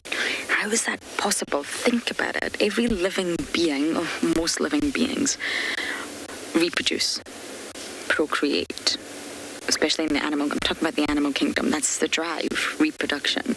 So how on earth do you have males in a pack and females in a pack that don't mate, that don't reproduce? How is that possible? They're all fertile. Many studies have been done. Even if you're not the alpha pair, you're fertile. So what is suppressing them from coming into full estrus and mating with other males? Sometimes the beta pair can do it. And if the beta pair produce offspring, there's some incidents where the pups are killed, some incidents where they're actually not.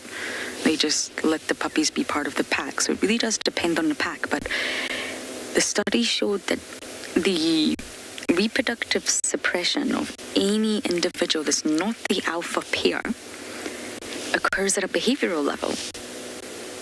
Can you believe that? Behavioral level. The behavior of the alpha pair controls the reproductive suppression of all individuals below them. Now that is absolutely phenomenal. There's sort of lots of studies looking into if there are secondary effects. Maybe there's hormone-induced cues that the alpha pair are giving, or pheromone-induced cues that are suppressing the others, but it's said to be at a behavioral level. The behavior of the alpha pair suppresses the other's reproduction. That's just incredible to me. And again, that strengthens that point about everyone in the pack is involved in raising the offspring of the alpha pair. They're reproducing by proxy.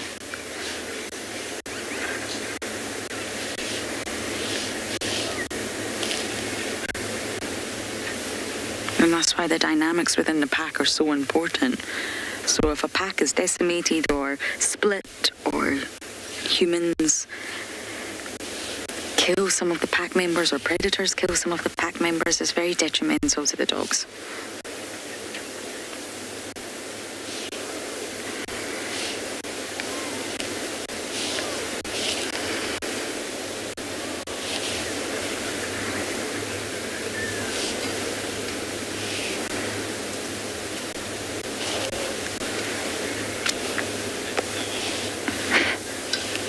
Many of you are saying it's so nice to spend so long with them. I was just thinking that.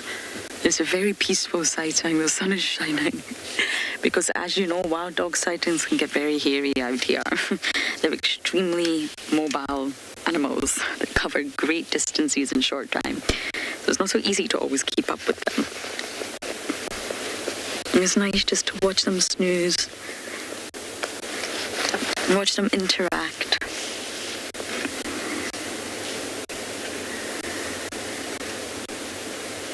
Africa's second most endangered carnivore.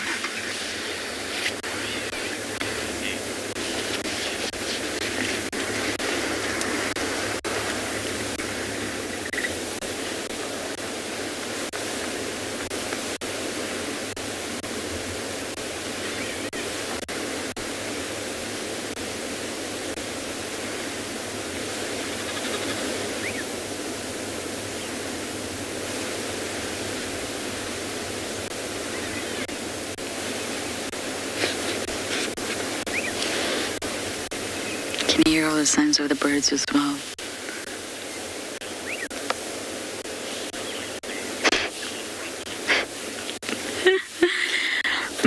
Generally wild dogs are incredibly stinky. They have a really strong urine smell, but right now, I'm going to be honest with you, I can't smell them. I can only smell the sort of smell of the fire. It smells like there's been a bonfire.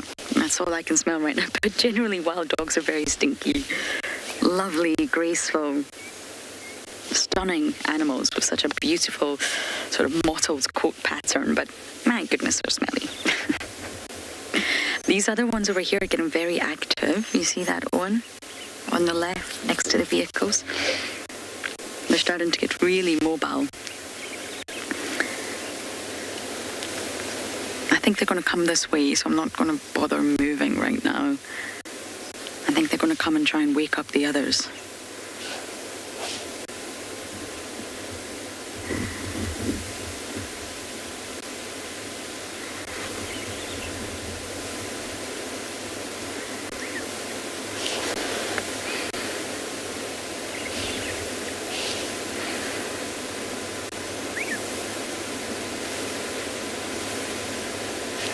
Here they come. I knew they would come over. We'll say, wake up everybody. We're hungry.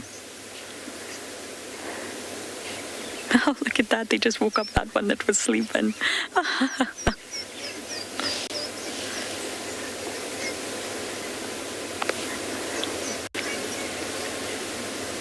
You see, they've all got their tails up.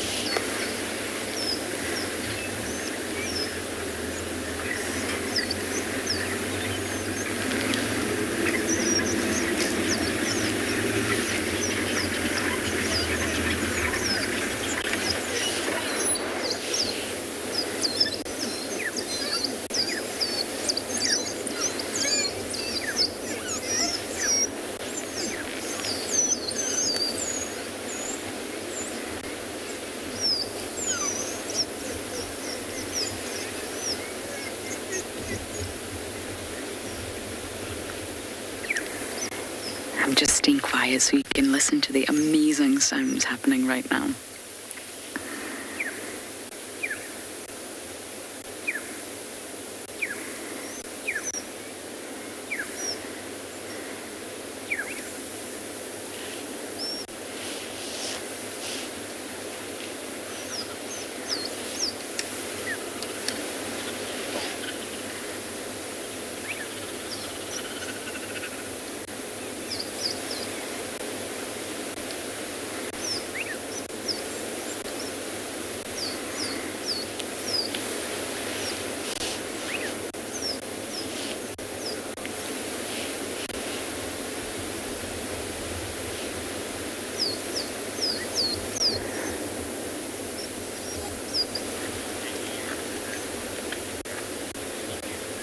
So wonderful. They're all starting to get very mobile, so we're just going to sit tight here and see what they do.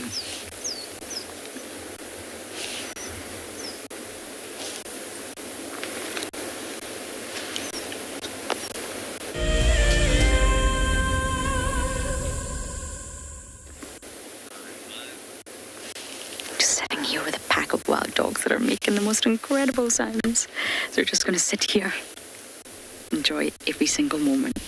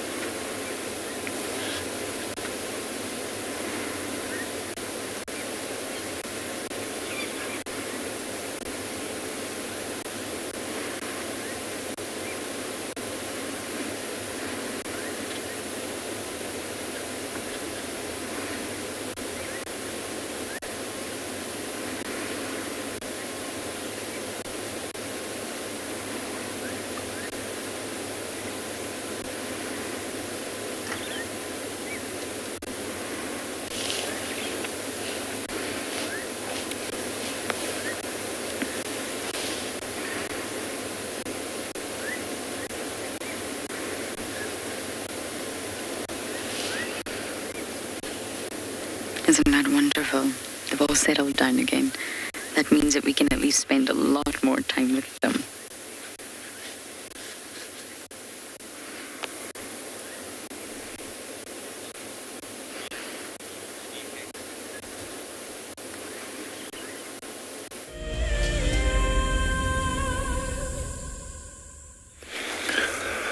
We managed to find some elephants. We didn't hear the vervet monkeys alarming anymore.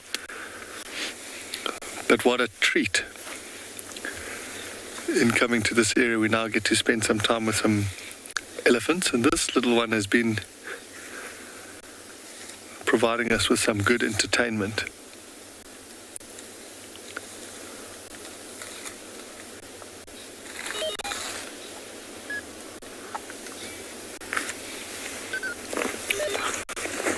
Oh, the sun's getting warm, eh? Just put a bit of sunscreen on.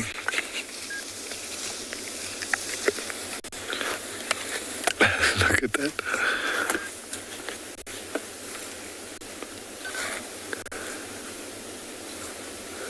And to hold their trunk up like that, they're testing the air, smelling. See if they can smell that.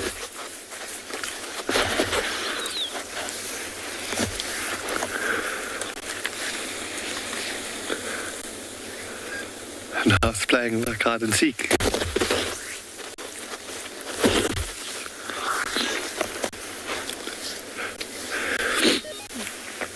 I know the view's not great now, but we'll just wait because there we go. They've been moving around, so they move it.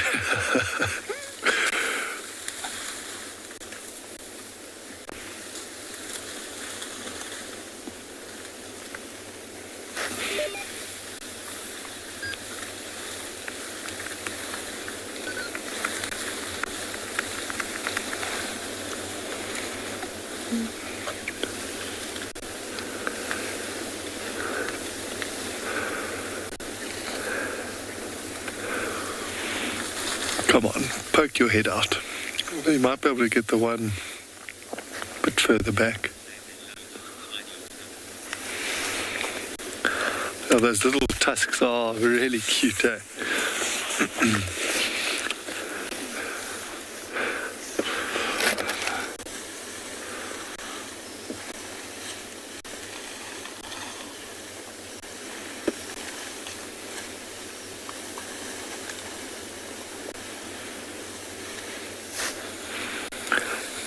I want to see it poke its head out.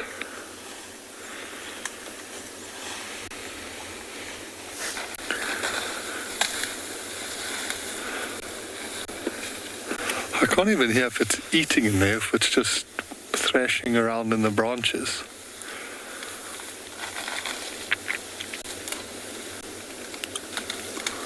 I know it is chewing there, it's chewing the bark off.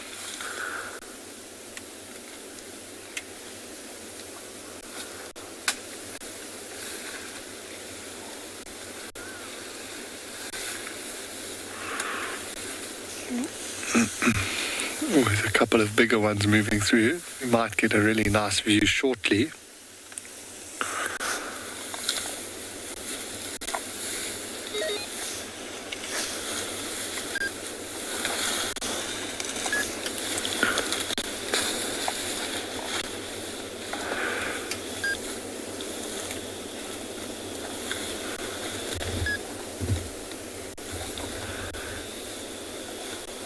They're just loving the bark off of that bush willow.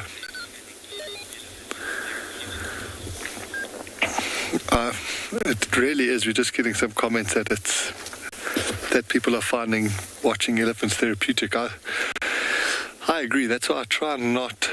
I don't want to talk too much. It's so great just to watch them being elephants and just taking it all in.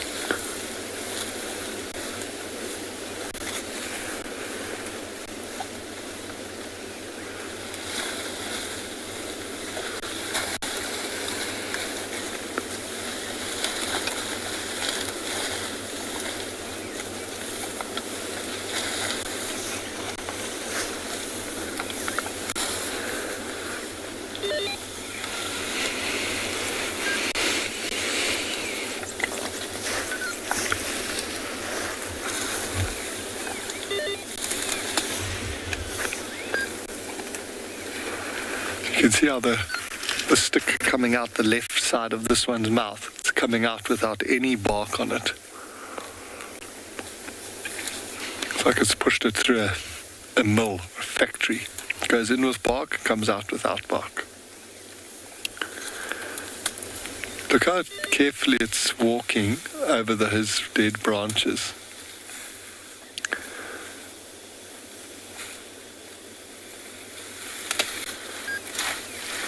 Amazing, such a big animal, they can move so gently.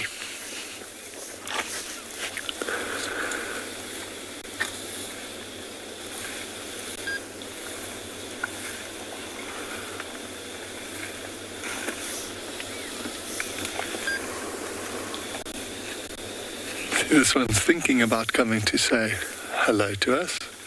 See how it's smelling there?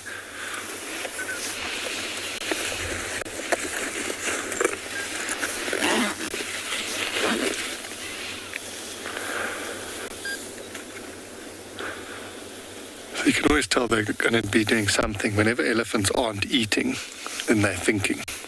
And this one is busy thinking. Should it carry on and enjoy some food, or must it do some sort of showing off to us?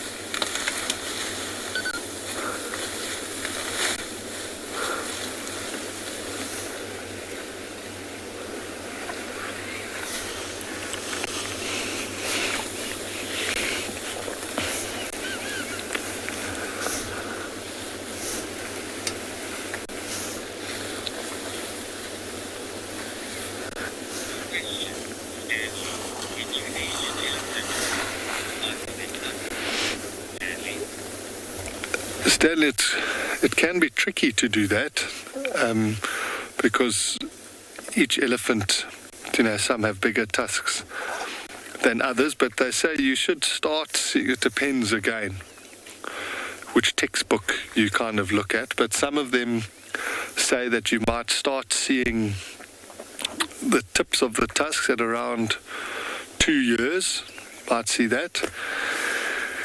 And then when they sort of, it's hard, some books say when they're like sort of 2 inches long, that'll be 4 or 5 years old. But if you look at this little one that was hiding behind the bush, I would have said that looks like a 4-year-old or 5-year-old elephant. And the tusks are quite long already. So I think you might be better to go on sort of body size in relation to the adults. That might be a better way of doing it than just using the tusks. Look at this big lady. She is beautiful.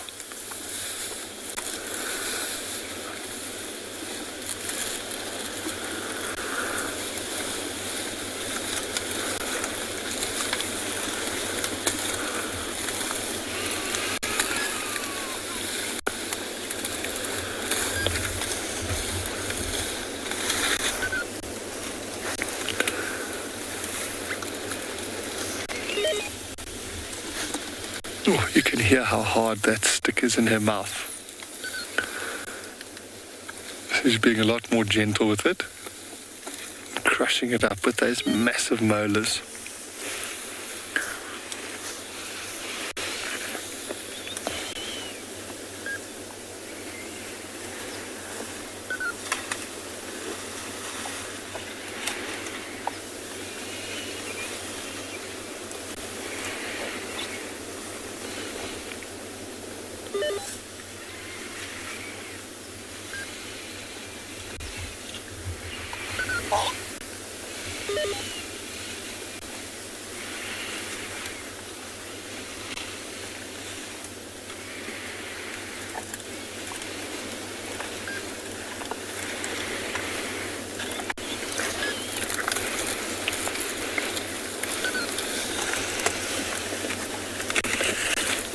He's spoiled too.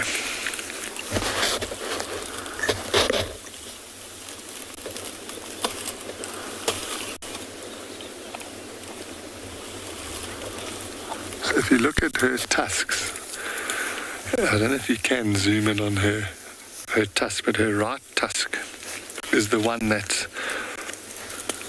more worn. So I'm sure other guides have mentioned it before, but they are left or right tusked. They'll use one more than the other.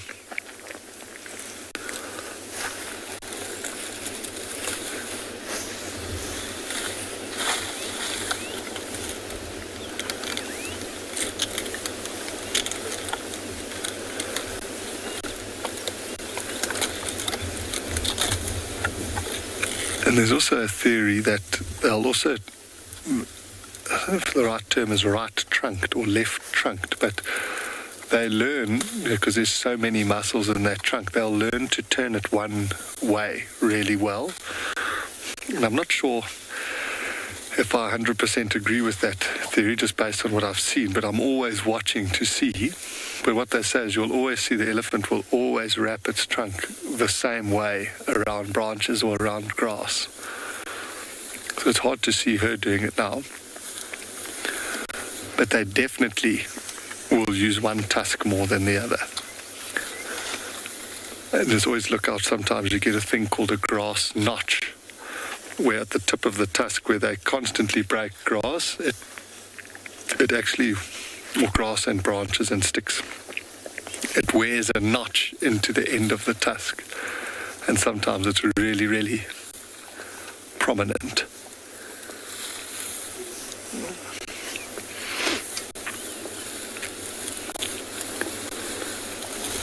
One of the elephants is doing a bit of a rumble behind us. I love that sound.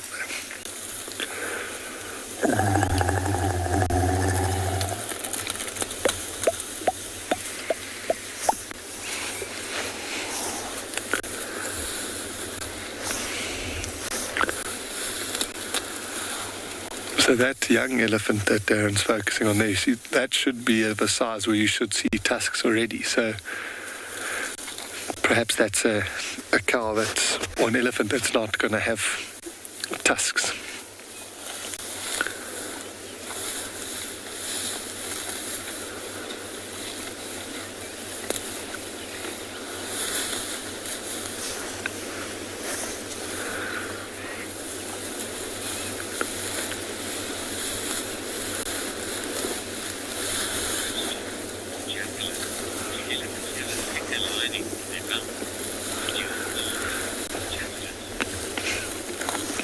They do have, I mean, their mouths are obviously very well adapted for what they eat. Look at the little one.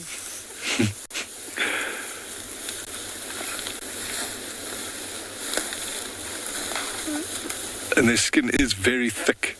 So I don't know if it's necessarily thicker in their mouth or around their mouth than the rest of their body, but it certainly is designed to be able to withstand, you know, whatever sort of vegetation they're putting in their mouth.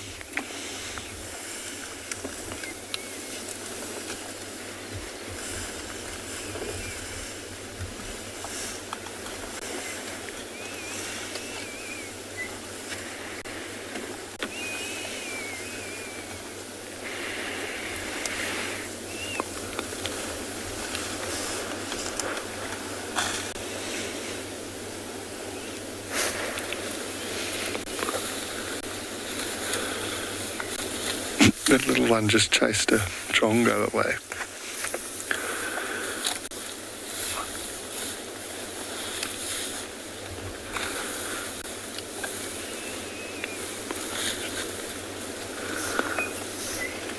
I'm interested to see what this little one does when it gets onto the road. If it will turn and try and terrify us off with its incredible size.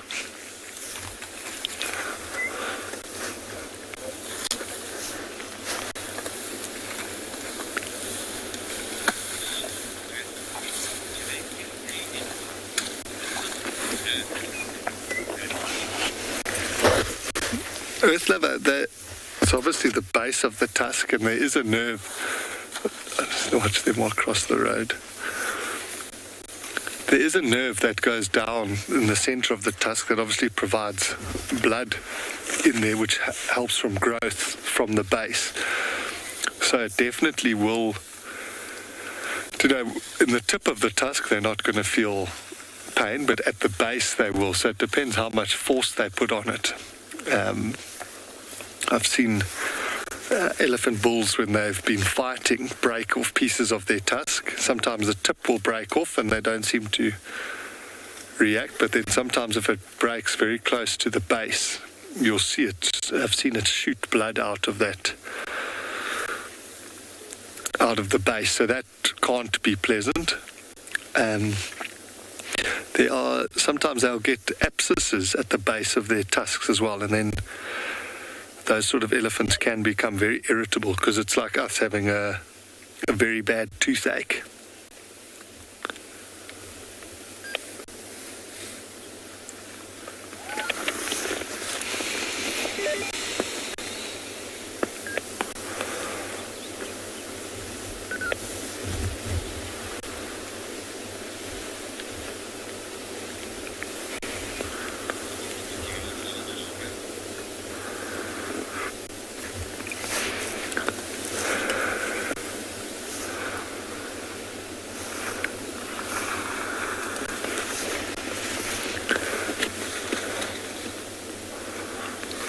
What a treat to have them so close to the car. Now they're just feeding off, which is so awesome.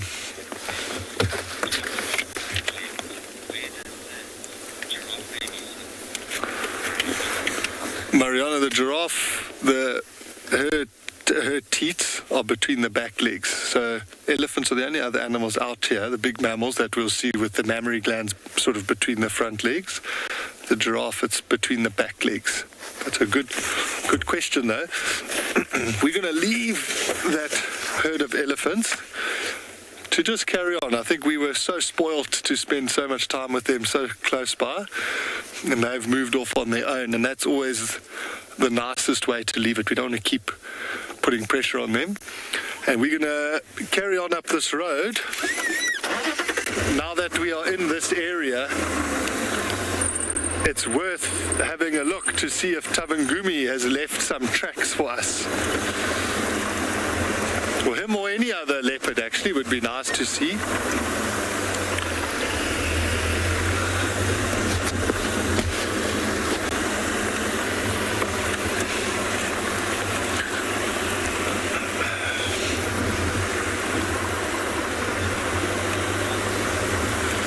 So while we keep checking along here, you're going to head back to Lauren, who's still with the wild dogs. Whoa.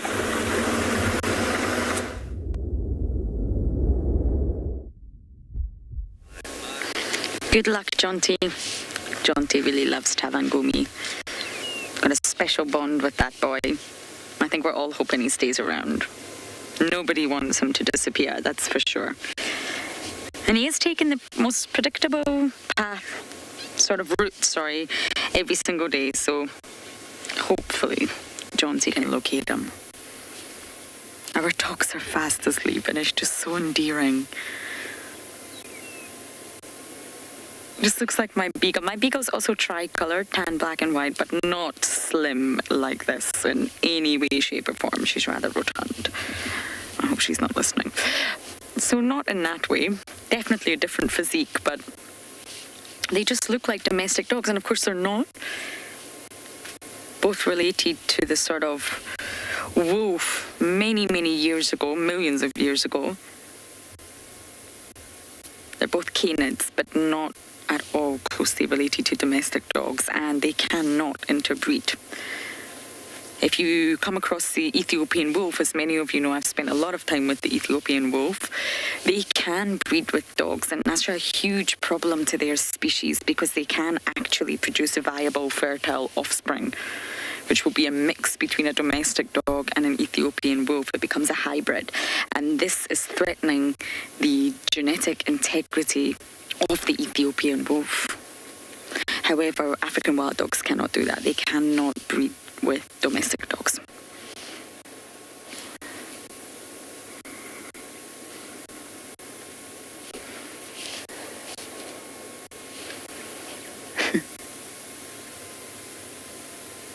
Every single one of them are what we would call Lala Pansy. Fast asleep.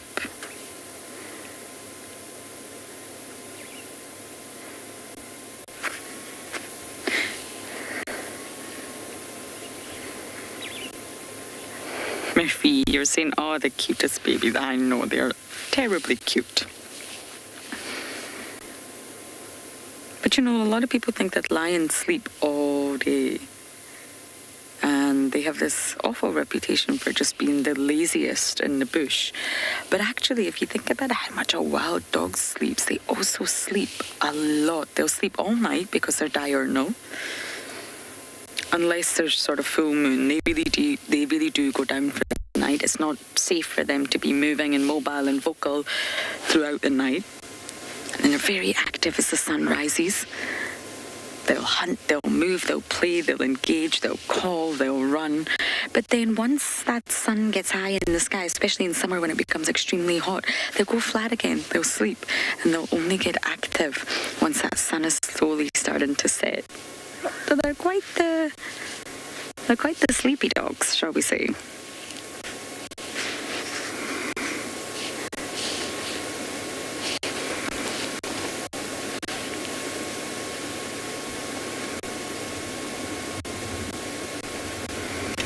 And they are known to have one of the most successful hunting rates out here.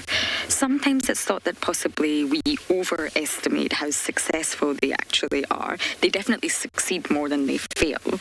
But you know, this sort of high estimate of around 85% is thought to sometimes be a possible overestimation. But anyway, anywhere between 70 and 80% is thought to be right. But of course, statistics rely on so many variables, and that's what we actually forget about. It depends on the size of the pack itself. How many dogs do you have? The terrain, the topography of the area, the habitat. Where are you? Are we in the sands? Are we in the Masai Mara? Are we talking about Tswalu? And then, of course, it will refer to the density of prey. That's going to make a massive difference. Is it easy to catch an impala, or is it really extremely difficult because the prey populations are low? So although we give statistics, we give figures, it really does depend on a whole lot of factors.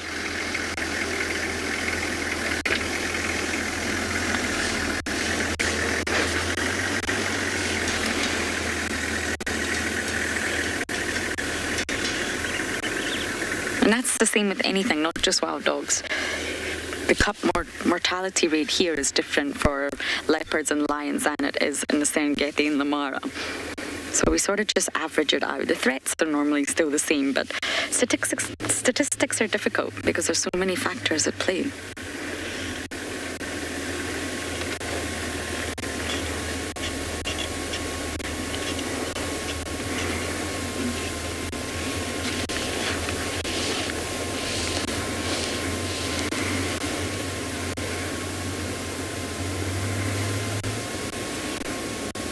And even their hunting ranges, that will differ depending on the density of the predators themselves and other predators. So hunting ranges can be huge, between 1,500 to 2,000 kilometers square. And of course they hunt by coursing, so they run. It's not a territory, it's just a hunting range.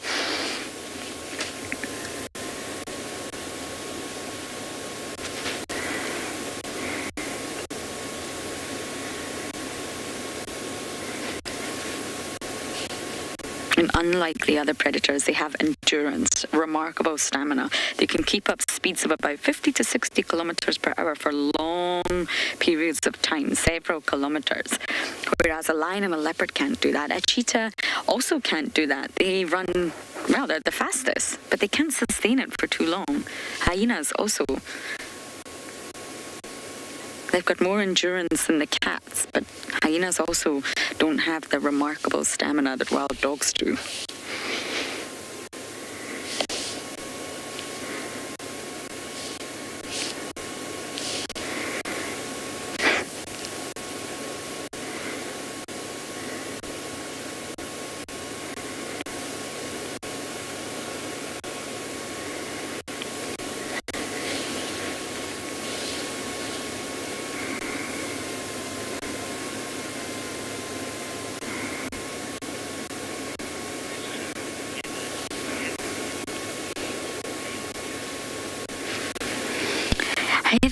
alpha pair is killed, normally the beta pair, normally there's always a beta pair. Those sort of next ones in line, if you like, will then become the transference. They will become the alpha pair if the alpha pair is killed.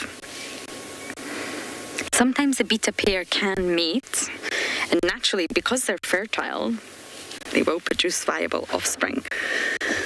It's always thought that the alpha pair would kill the beta pair's offspring, but that's not necessarily the case. There's lots of examples where the beta pair's offspring have just been accepted into the pack, those pups. But generally, the beta pair will then step up and replace the alpha pair and lead the pack.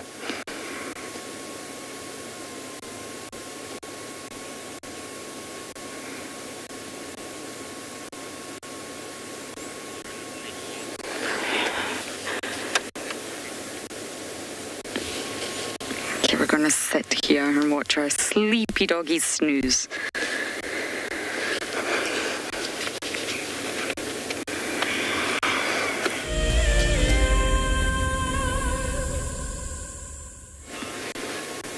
We're still sitting here watching our dogs.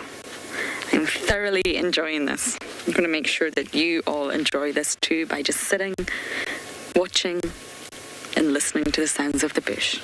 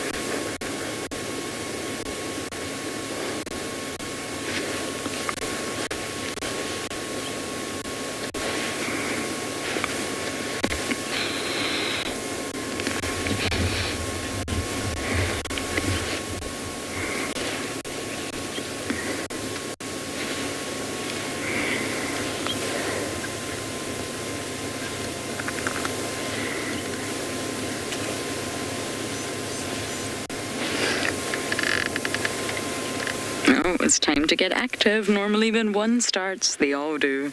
Sleeping no more.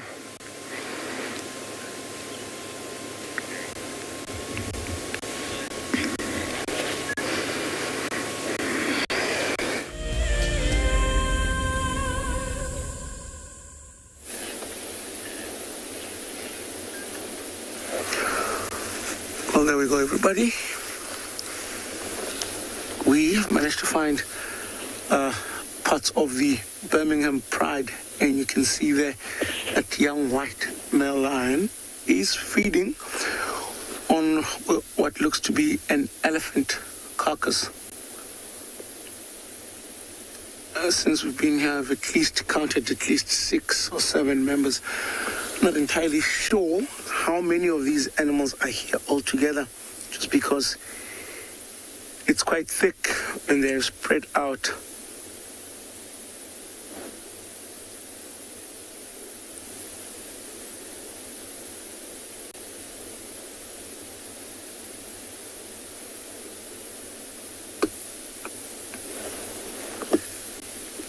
Do you guys hear the sound of the bones that this young male is going through? It's unbelievable, the strength already on his jaw. And it looks like all the other lions are just scattered and lying down everywhere else.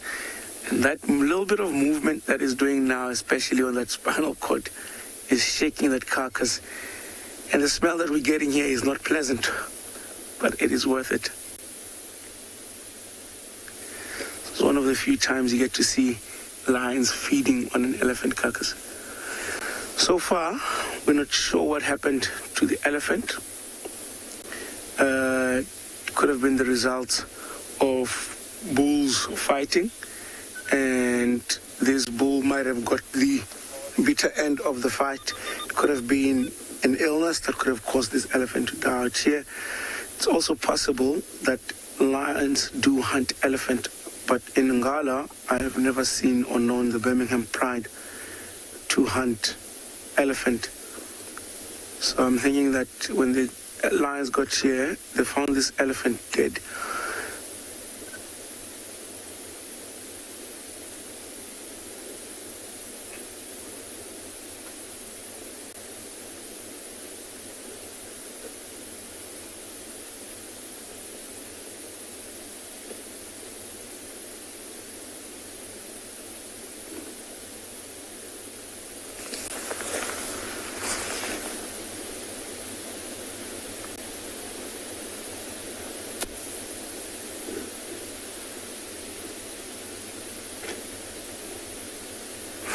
You can see he's trying to get between the spinal cord and the skin there.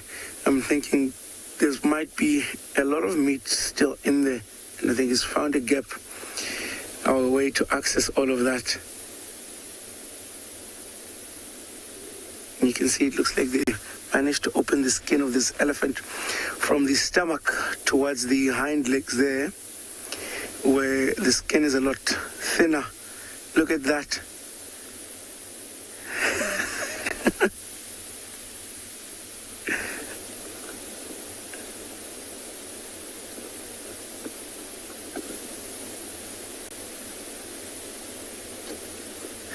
I think he's just trying to get as much as he can. If male lions pop out here, it's going to be the end of the meal. If this meat goes off and it rots, these lions are going to have to move.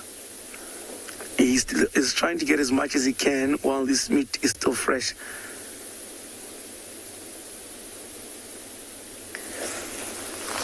Not sure if you guys can see us, but he's a little bit more dirty than he normally would be.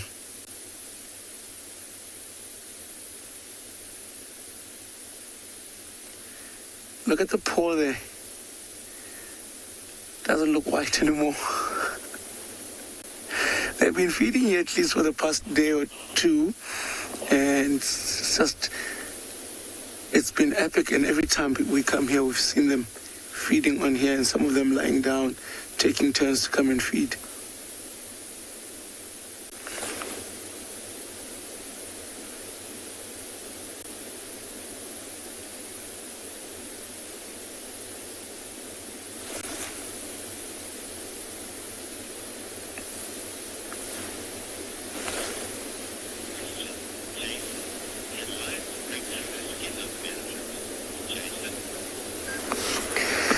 Jason, you're asking if lions, if they can break through the skin of an elephant.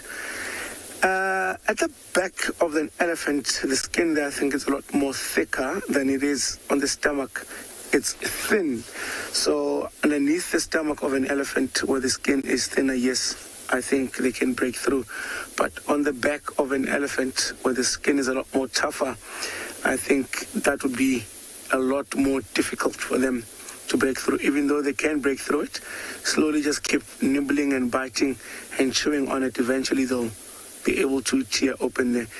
Let's not also undermine the strength of their jaw when they have that little bite to tear the things. Look at him now with the foot.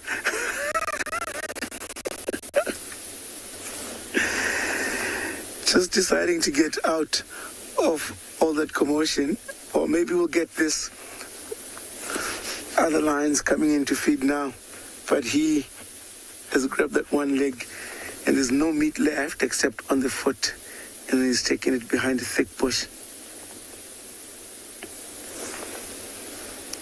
And you can see there we have one of the old Birmingham lionesses.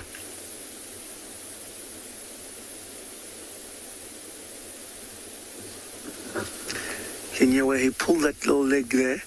Some of the lions might have been interested to go there and try and feed, and there was that bit of a confrontation between the two. I think another one of these old lionesses also coming back to feed. And if you look behind the bushes where those two lionesses are, you'll see the second white young lioness is there as well. Just behind there, the trees there. It's amazing how, when that young male was feeding, most of these lions were far from the carcass. It's almost as if he was dominating here, but I think it's also because most of these lions have had too much to eat. They just didn't want any part of the commotion happening.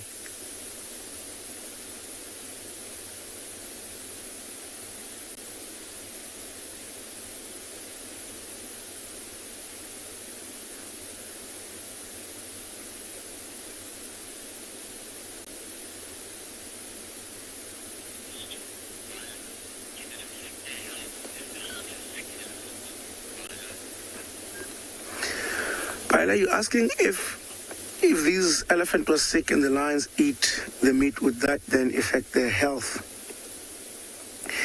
I think so, yes. Like raw meat that carries a lot of viruses and diseases, often that gets passed from one species to the next. I'm not sure how badly, though, it would affect them, being a completely different species, and depending on how severe that sickness might have been. It might happen that the lion's immune system is able to fight off the virus, or sometimes it might happen that that lion as well is not able to fight it off. But I do think and believe that it does affect their health.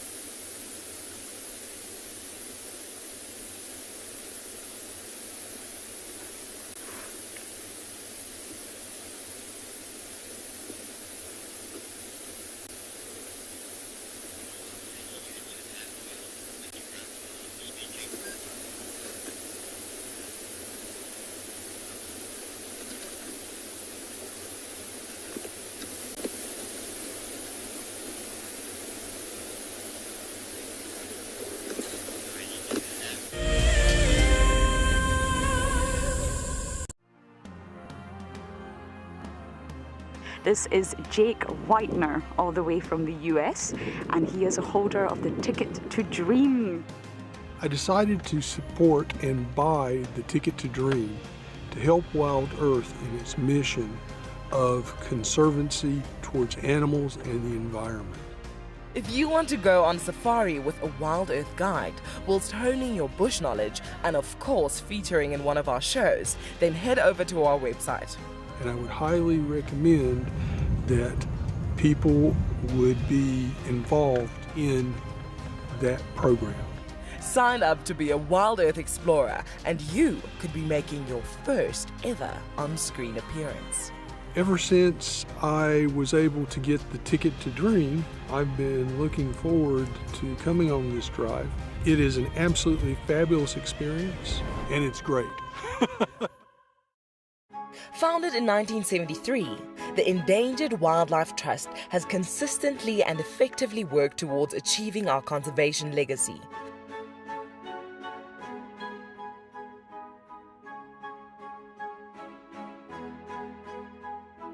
Contribute to this legacy by visiting EWT's Get Wild eShop and purchase products with a purpose.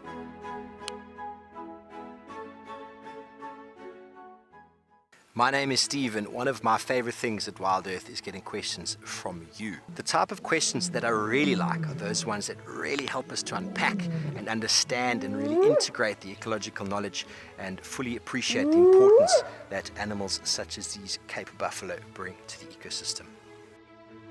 If you want to ask a question on Wild Earth, you're going to have to register on the website, but once registered, just head on over to the live safari page and enter your question under the live feed. Guys, have a look at what we've got.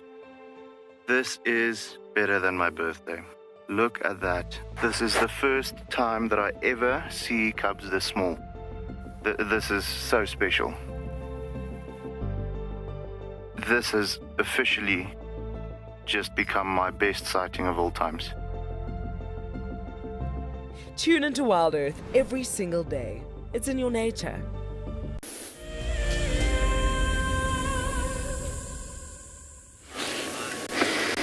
We got up, we had a play, but we're back down again. Now, one thing we get asked a lot about here is sneezing. Do wild dogs sneeze to communicate? And there is actually a study published on this. And I actually saved the name for you, because when you Google it, you need to get the name of the article right. And it's something to sneeze about. Democratic voting in African wild dog packs from 2017. If you put that into Google Scholar, you'll definitely be able to find it. And if you are looking for a tool, if any of you enjoy reading papers, but it's obviously tricky to find free ones, sciencedaily.com is fantastic. You just put in the search box whatever you're looking for.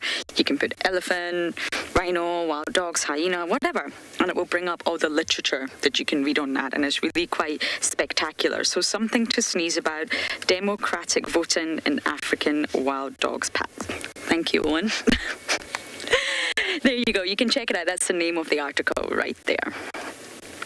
And basically, it goes quite into depth about sneezing, and that's where it came from. It's a study done in Botswana. And basically, the research states that when dogs are greeting one another, they actually call this social rallies. That's the name. It's not really a greeting ceremony. We tend to use that for hyenas. And when they're sort of getting together, one researcher noticed they were sneezing. And it wasn't just random sneezing. It didn't appear to be the fact that they were just clearing their airways or, achoo. It seemed to be there was a reason behind it. And the study said that basically the more sneezing that occurred between the pack members, the more likely it was that the pack would then get up and start hunting. So the sneezing was almost like a cue, especially when the dominant male and female, the alpha pair, were involved. And when the alpha pair were involved and they sneeze, a few others sneeze, it's almost like a decision. It's time to go. And we get asked a lot about that here. I have to say I've never personally noticed it. But this is a study that actually goes into detail, and that's where it came from. They also note that if the dominant pair were not engaged in the sort of sneezing or the round of sneezes, then they would need more. It's almost like a voting system. Achoo! Hey guys, want to go and hunt? Achoo! Yes. Achoo! Yes. Achoo! Yes. And the more sneezes, then that means they're going to go off and hunt. And that's where the whole sneezing thing comes from. I don't notice wild dogs sneezing, but it's been sort of conclusively quantified by science in this published paper. And apparently the sneezes have to reach a certain threshold before the group changes their activity. Isn't that fascinating? Sneezing. And it's maybe not a sneeze as you or I know. I mean, when we sneeze, we really are just clearing our nasal passages. Something's irritating our nasal passages, and we normally sneeze to get it out. It's an automatic response that we don't really have much control over.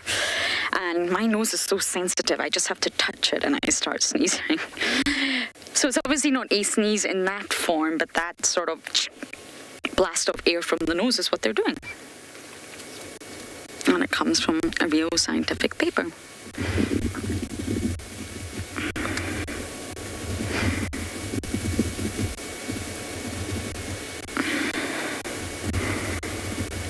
Look at those two dogs. One's got their head sleeping on the other one, just on the left-hand side there. It's too sweet.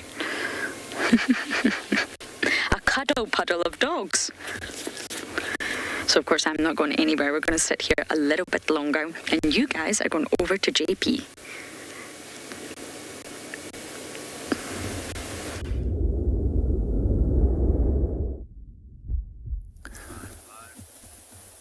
Good morning and welcome back to Bushwalk. Just to link onto Lauren's wild dogs. We've got one of the favorite prey items for African wild dog at the moment right over here in front of us, and that's impala. I reckon that up to 75% of their prey consist out of impala. One of the things I also find particularly interesting at this time of year, where the rams are quite fatigued because of fighting for access to territory and for females, they often do get taken off guard by the dogs. And it's also one of the reasons why African wild dog will specifically den at this and pup at this time of year to make use of this supply. Oh, I'm quite surprised. We're already going into June and we still got a male impala that has holding a territory. This guy probably won't be keeping his territory for much longer.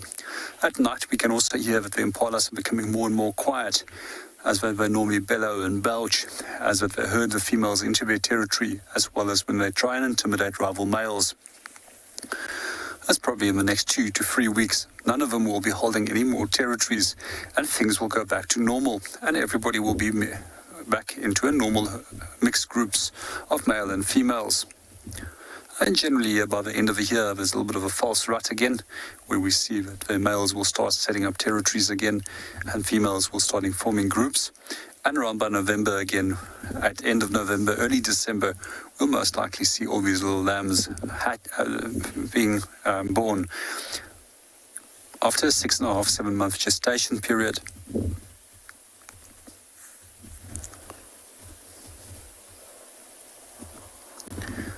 We generally find that the male impalas will keep these territories for approximately 2 weeks, but by the end of a rut, these periods become shorter and shorter as the competition for territories becomes more intense, and that might only last 6 or 7 days on a maximum.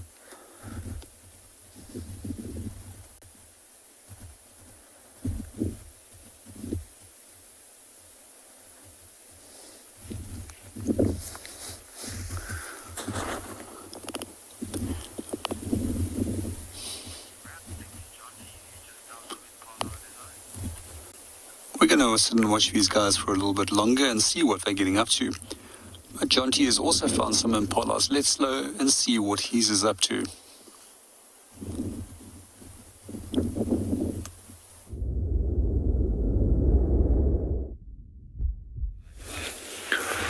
So these impala are just chilling, but we were actually busy tracking. We had found tracks of the male lion, and I was off the car, and we heard these impalas start alarm calling, so we rushed here at breakneck speed. But by the time we got here, they had stopped alarming, and they all seemed quite happy again. Sometimes they do make mistakes. When we were driving in here, there were some warthogs in the long grass. And you can imagine for these impala, if they see just the top of the back going through the grass, that they're not sure, they'll sometimes alarm, just in case. I've seen them before, alarm call at warthogs moving through the grass.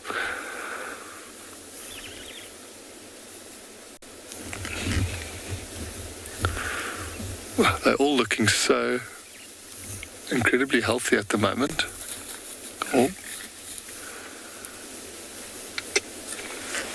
I love seeing impala this time of year, their coat also matching in with the vegetation. Some walking across in front there.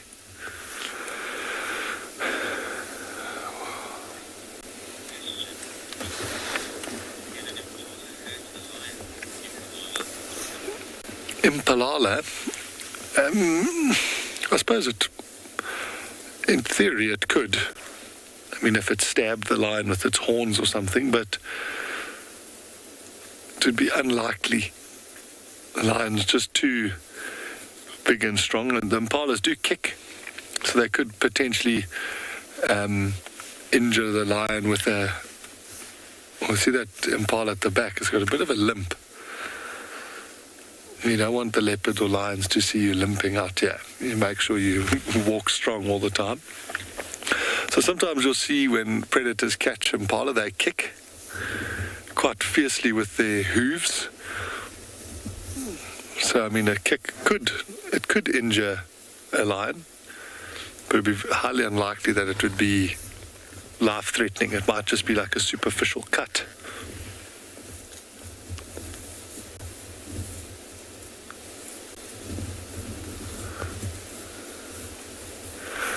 So these impalas have pulled us off of the scent of what we're assuming is dark mane still moving around. So what we'll do is do a loop around. So the direction the tracks were heading would have been where Vuyatela access goes actually towards the Triple M boundary. So from where we are here, we'll just go up the boundary and check that he hasn't crossed out. But I must say I got very excited when I heard them shouting. I thought we were in the money. But it's still great. Maybe they just wanted us to come look at them. What does that one have on her jaw? Do you see that, Darren? A tick? No, I don't think it's a tick. I think it's like an old wound, maybe.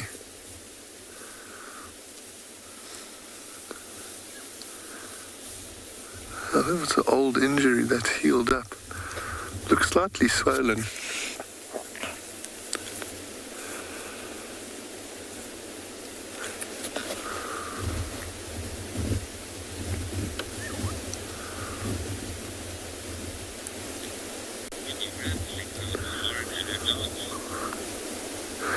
We're going to leave these Impala and go check the boundary. You're going to head over to Lauren and see what the wild dogs are doing.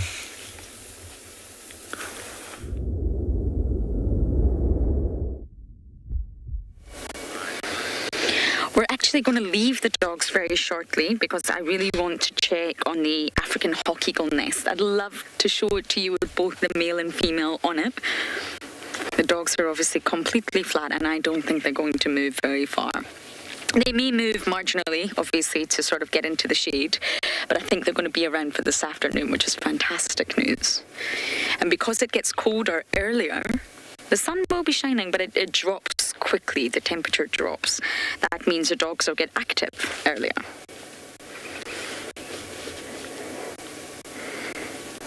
But I just want to go and quickly check on that nest. I haven't been in a few days. Been very busy on Djuma. Winter has fully kicked in, I must say. The sightings are just phenomenal. Leopard action, lion action, dog action. I really wanted to see the hyenas. That's actually why I came to this side of the world to follow up on the 5 hyena. And then, of course, we bumped into the doggies. And you're all seeing it's been so lovely to spend the morning with them, I know. Sometimes nice to just go silent and just listen and watch them. Especially when they're all greeting one another. Social rally. And it's just a touch base.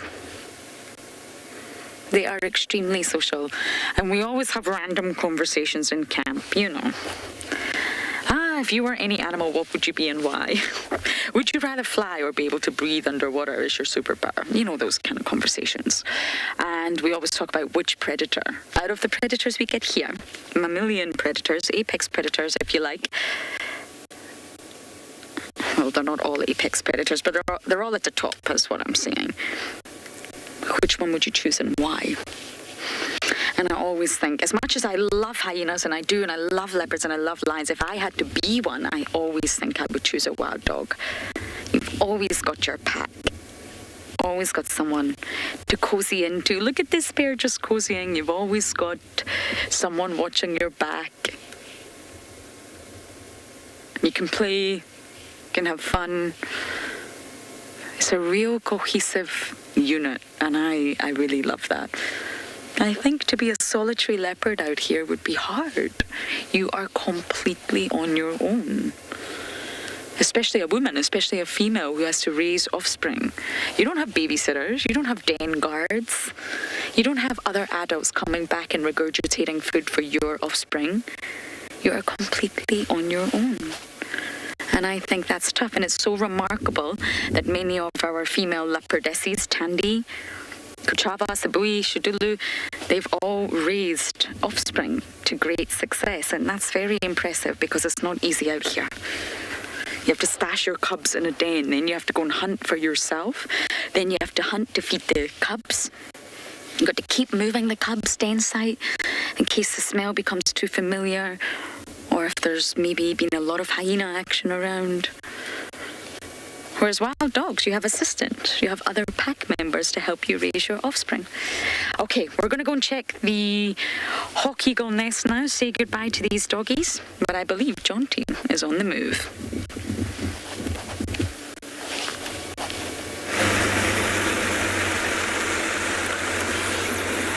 Well, I hope Lauren gets lucky with those hawk eagles. I've seen them flying around quite a bit the last few days. That is a wild-looking bird. So we're now on the Triple M. Excuse me. On the Triple M boundary. So, like I was saying, the last tracks over the line were off on our right, and they were heading this way, but we got sidetracked by those impalas alarming. They just wanted us to go look at them.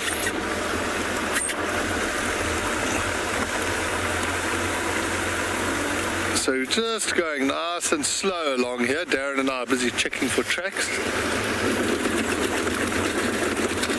Oh, corrugations on the road. It's a bush massage.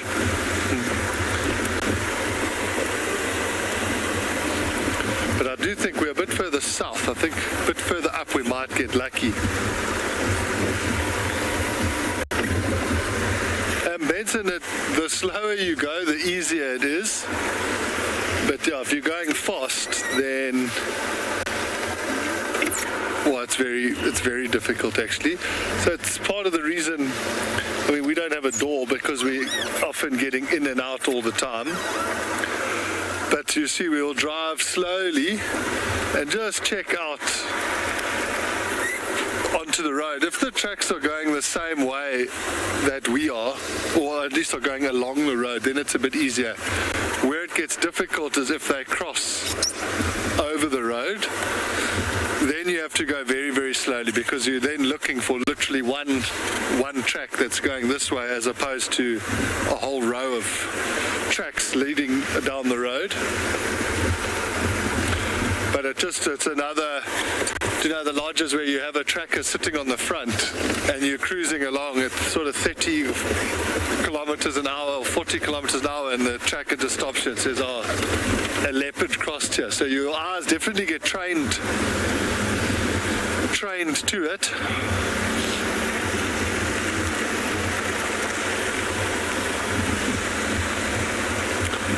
So these sort of boundary roads, they're good and bad. They do get a lot of traffic in the day, so tracks kind of do get obliterated by the vehicles because people driving in personal cars, then it's even harder to see tracks, and they're not even looking for them, they're just driving. But it also means that if you see tracks on top of vehicle tracks, then you know you're on the money.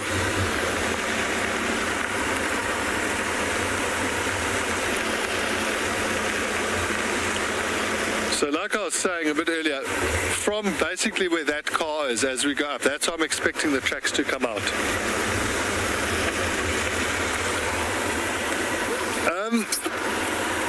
Jerome, someone asked this the other day, and I said, I always like catching leopards. Well, sorry, not catching them, tracking them. But I must say, I've been talking to Darren a lot about tracking the last 2 days, and it's exciting to follow any track, that if you find a fresh track, to be able to follow it and then start getting more puzzle pieces as you go. Then, I was just looking at those Impala, then you start getting more and more excited as the clues start getting better or the track starts getting fresher. That's very cool. But I think leopards always are high up there because what I was saying to Darren is part of the skill is being able to track it to the point where you can see it without them seeing you. So it's quite a lot of bush skill. We kind of get away with it a bit here in the Sabi Sands because the leopards are used to being tracked. But if you were to track a wild, a leopard that's not used to being tracked, it would almost be impossible to get close to it because it would inevitably hear you or smell you, and you would just keep finding where it's been lying down. So it's that part of it's the ending part where you know you're getting close. I remember tracking lions with my brother when we did that sort of 20-night walk. And we tracked the lion. It was a very cool tracking mission. Okay. I'm just double checking these, but they're old. Damn. They are leopard tracks, but they're old ones. We followed these lion tracks quite far. They went down into a drainage line, out of a drainage line, in a dry riverbed, through some reeds. And it's also funny, you get this like sixth sense. Sometimes you'll happily walk through an area, and other times something will tell you, no, don't go in there, and that's where they'll be lying. But this lioness, we came up out of the riverbed on a big game path, and the tracks were clear, and then the path split into three, and we checked each arm, and there were no more tracks there. So we came back to the last track, and I said to my brother, no, this lion is right here somewhere, because now that we had kind of found the end of the tracks but couldn't see the foot. And we did a loop around the last track, like a semicircle.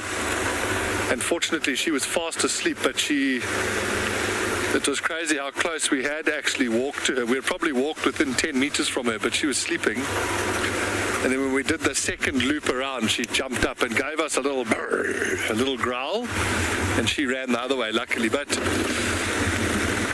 yeah, it's that moment where you know it's exciting to know that from following tracks you've been able to find the animal that you've been following the whole day.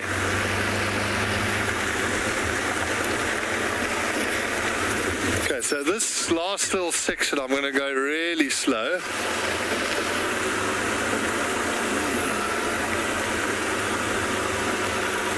So I'm just going to very carefully check this section.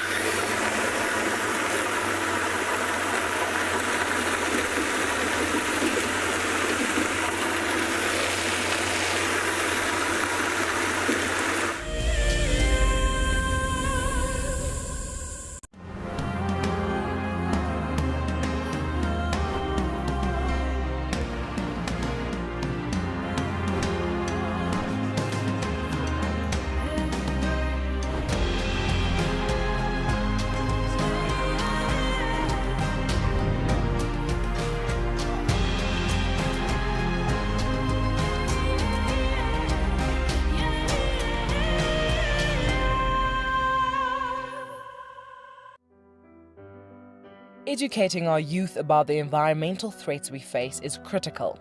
Our future depends on it. The Wildlife and Environment Society of South Africa, WESA, is actively leading the charge. Their goal is to encourage children to fall in love with our natural world and to empower them to live sustainably in the future. Through their school programs, the children learn to report on environmental issues through videos, articles and photos. The YRE program has changed my life in so many beneficial ways. Being out there at the workshops, I was entitled to talk with others, socialize, as well as my writing skills and leadership skills have improved, so it has been great. WESA is a membership-based organization. By joining WESA, you will be helping to provide valuable support for these youth education initiatives. Hi everyone, my name's Daniel Fisher and I'm going to be your guide this afternoon. I'm looking really forward to taking you through and showing you all the beautiful places here at and beyond Ngala. If you have any questions, please register on our website. Once registered, go to the live page feed and post your questions underneath the live feed. Join me on my next safari through and beyond Ngala on Wild Earth. Send me live questions through the Wild Earth website and I'll answer them live from the African bush. Look at this, the little one is up and about. Certainly hasn't had enough milk at this age. No amount of milk is enough. Oh, Corky. too sweet. Oh, look at this.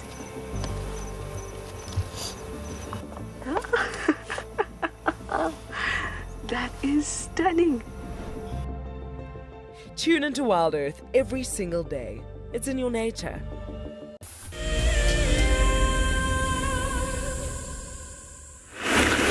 Okay, so we're about to get to Vuyatela access. I haven't seen any tracks coming out of here. So the best thing to do is to go back to where we last saw the tracks. Let me just do this side of the loop. So the best thing to do is go back where we saw the tracks last. Because if he hasn't come out here, unless he turned north, then that will be a different story. But I'll just go back. I'll show you where he was. Looked like he went to Scentmark maybe.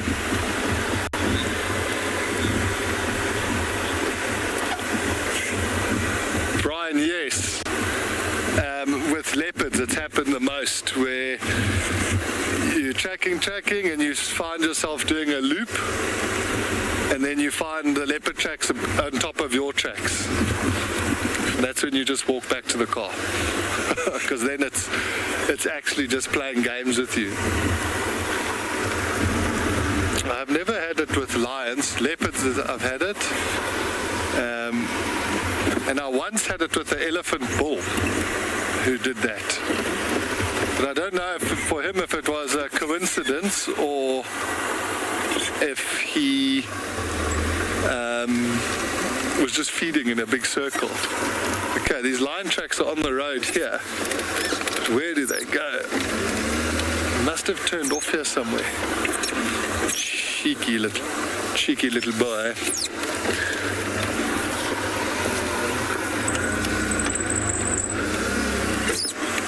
I wonder if he went on this little path, eh?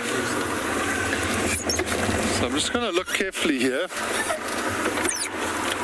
It looks like quite a prominent little, I don't know if it's an old road or what it is,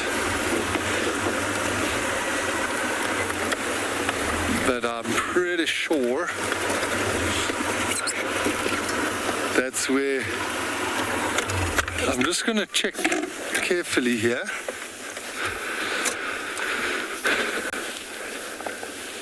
Oh, here's one here. Don't know if you can get this down.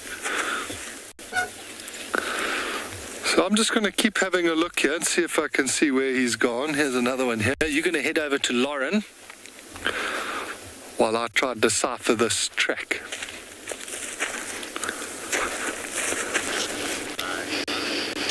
Well, we're not going to make it home in time for breakfast, that's for sure. Jared, please tell John T not to eat all the food. My little vegetarian schnitzels, tell him not to touch them. I know how all the boys love the vegetarian schnitzels. They all make fun of me. But anyway, we have a massive roadblock. Definitely not one I'm complaining about.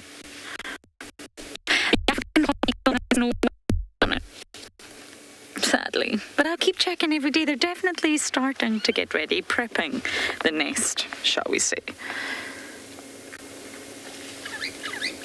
Are you guys having a little nap? Oh my goodness, we're definitely not getting home for breakfast. Sometimes I'll do that. See that big individual that Owen's showing you right now? Resting the trunk on the ground? Naturally, that's heavy. That appendage is full of muscle. It's heavy. Resting it on the ground, standing still. Sometimes they'll just take a minute or two's rest. Imagine if we could do that.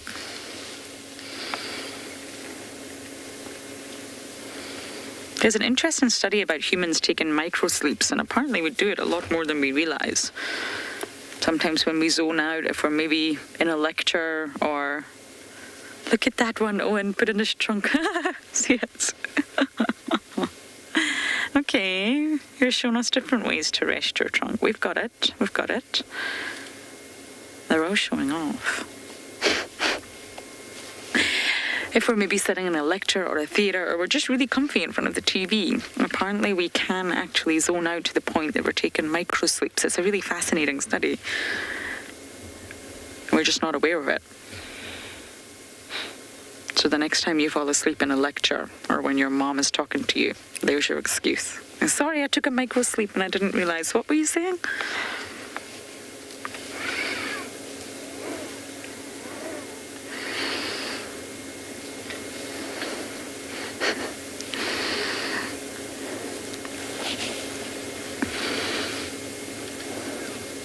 Yeah, they're definitely resting. That huge cow is resting.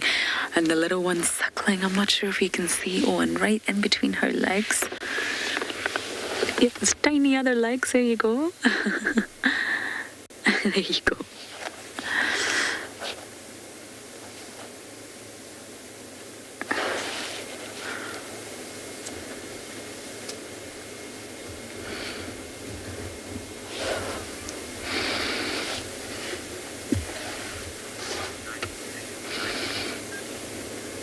Look at that youngster at the front with his back legs crossed.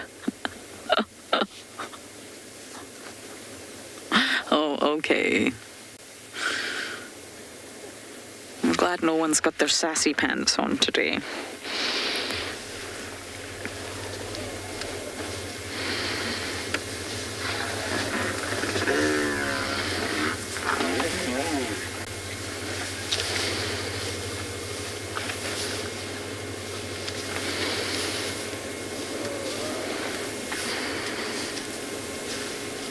All right in front of the vehicle.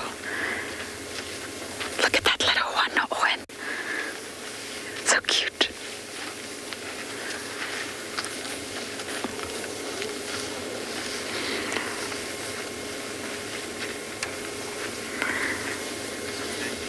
Wow, what a way to end the most incredible drive.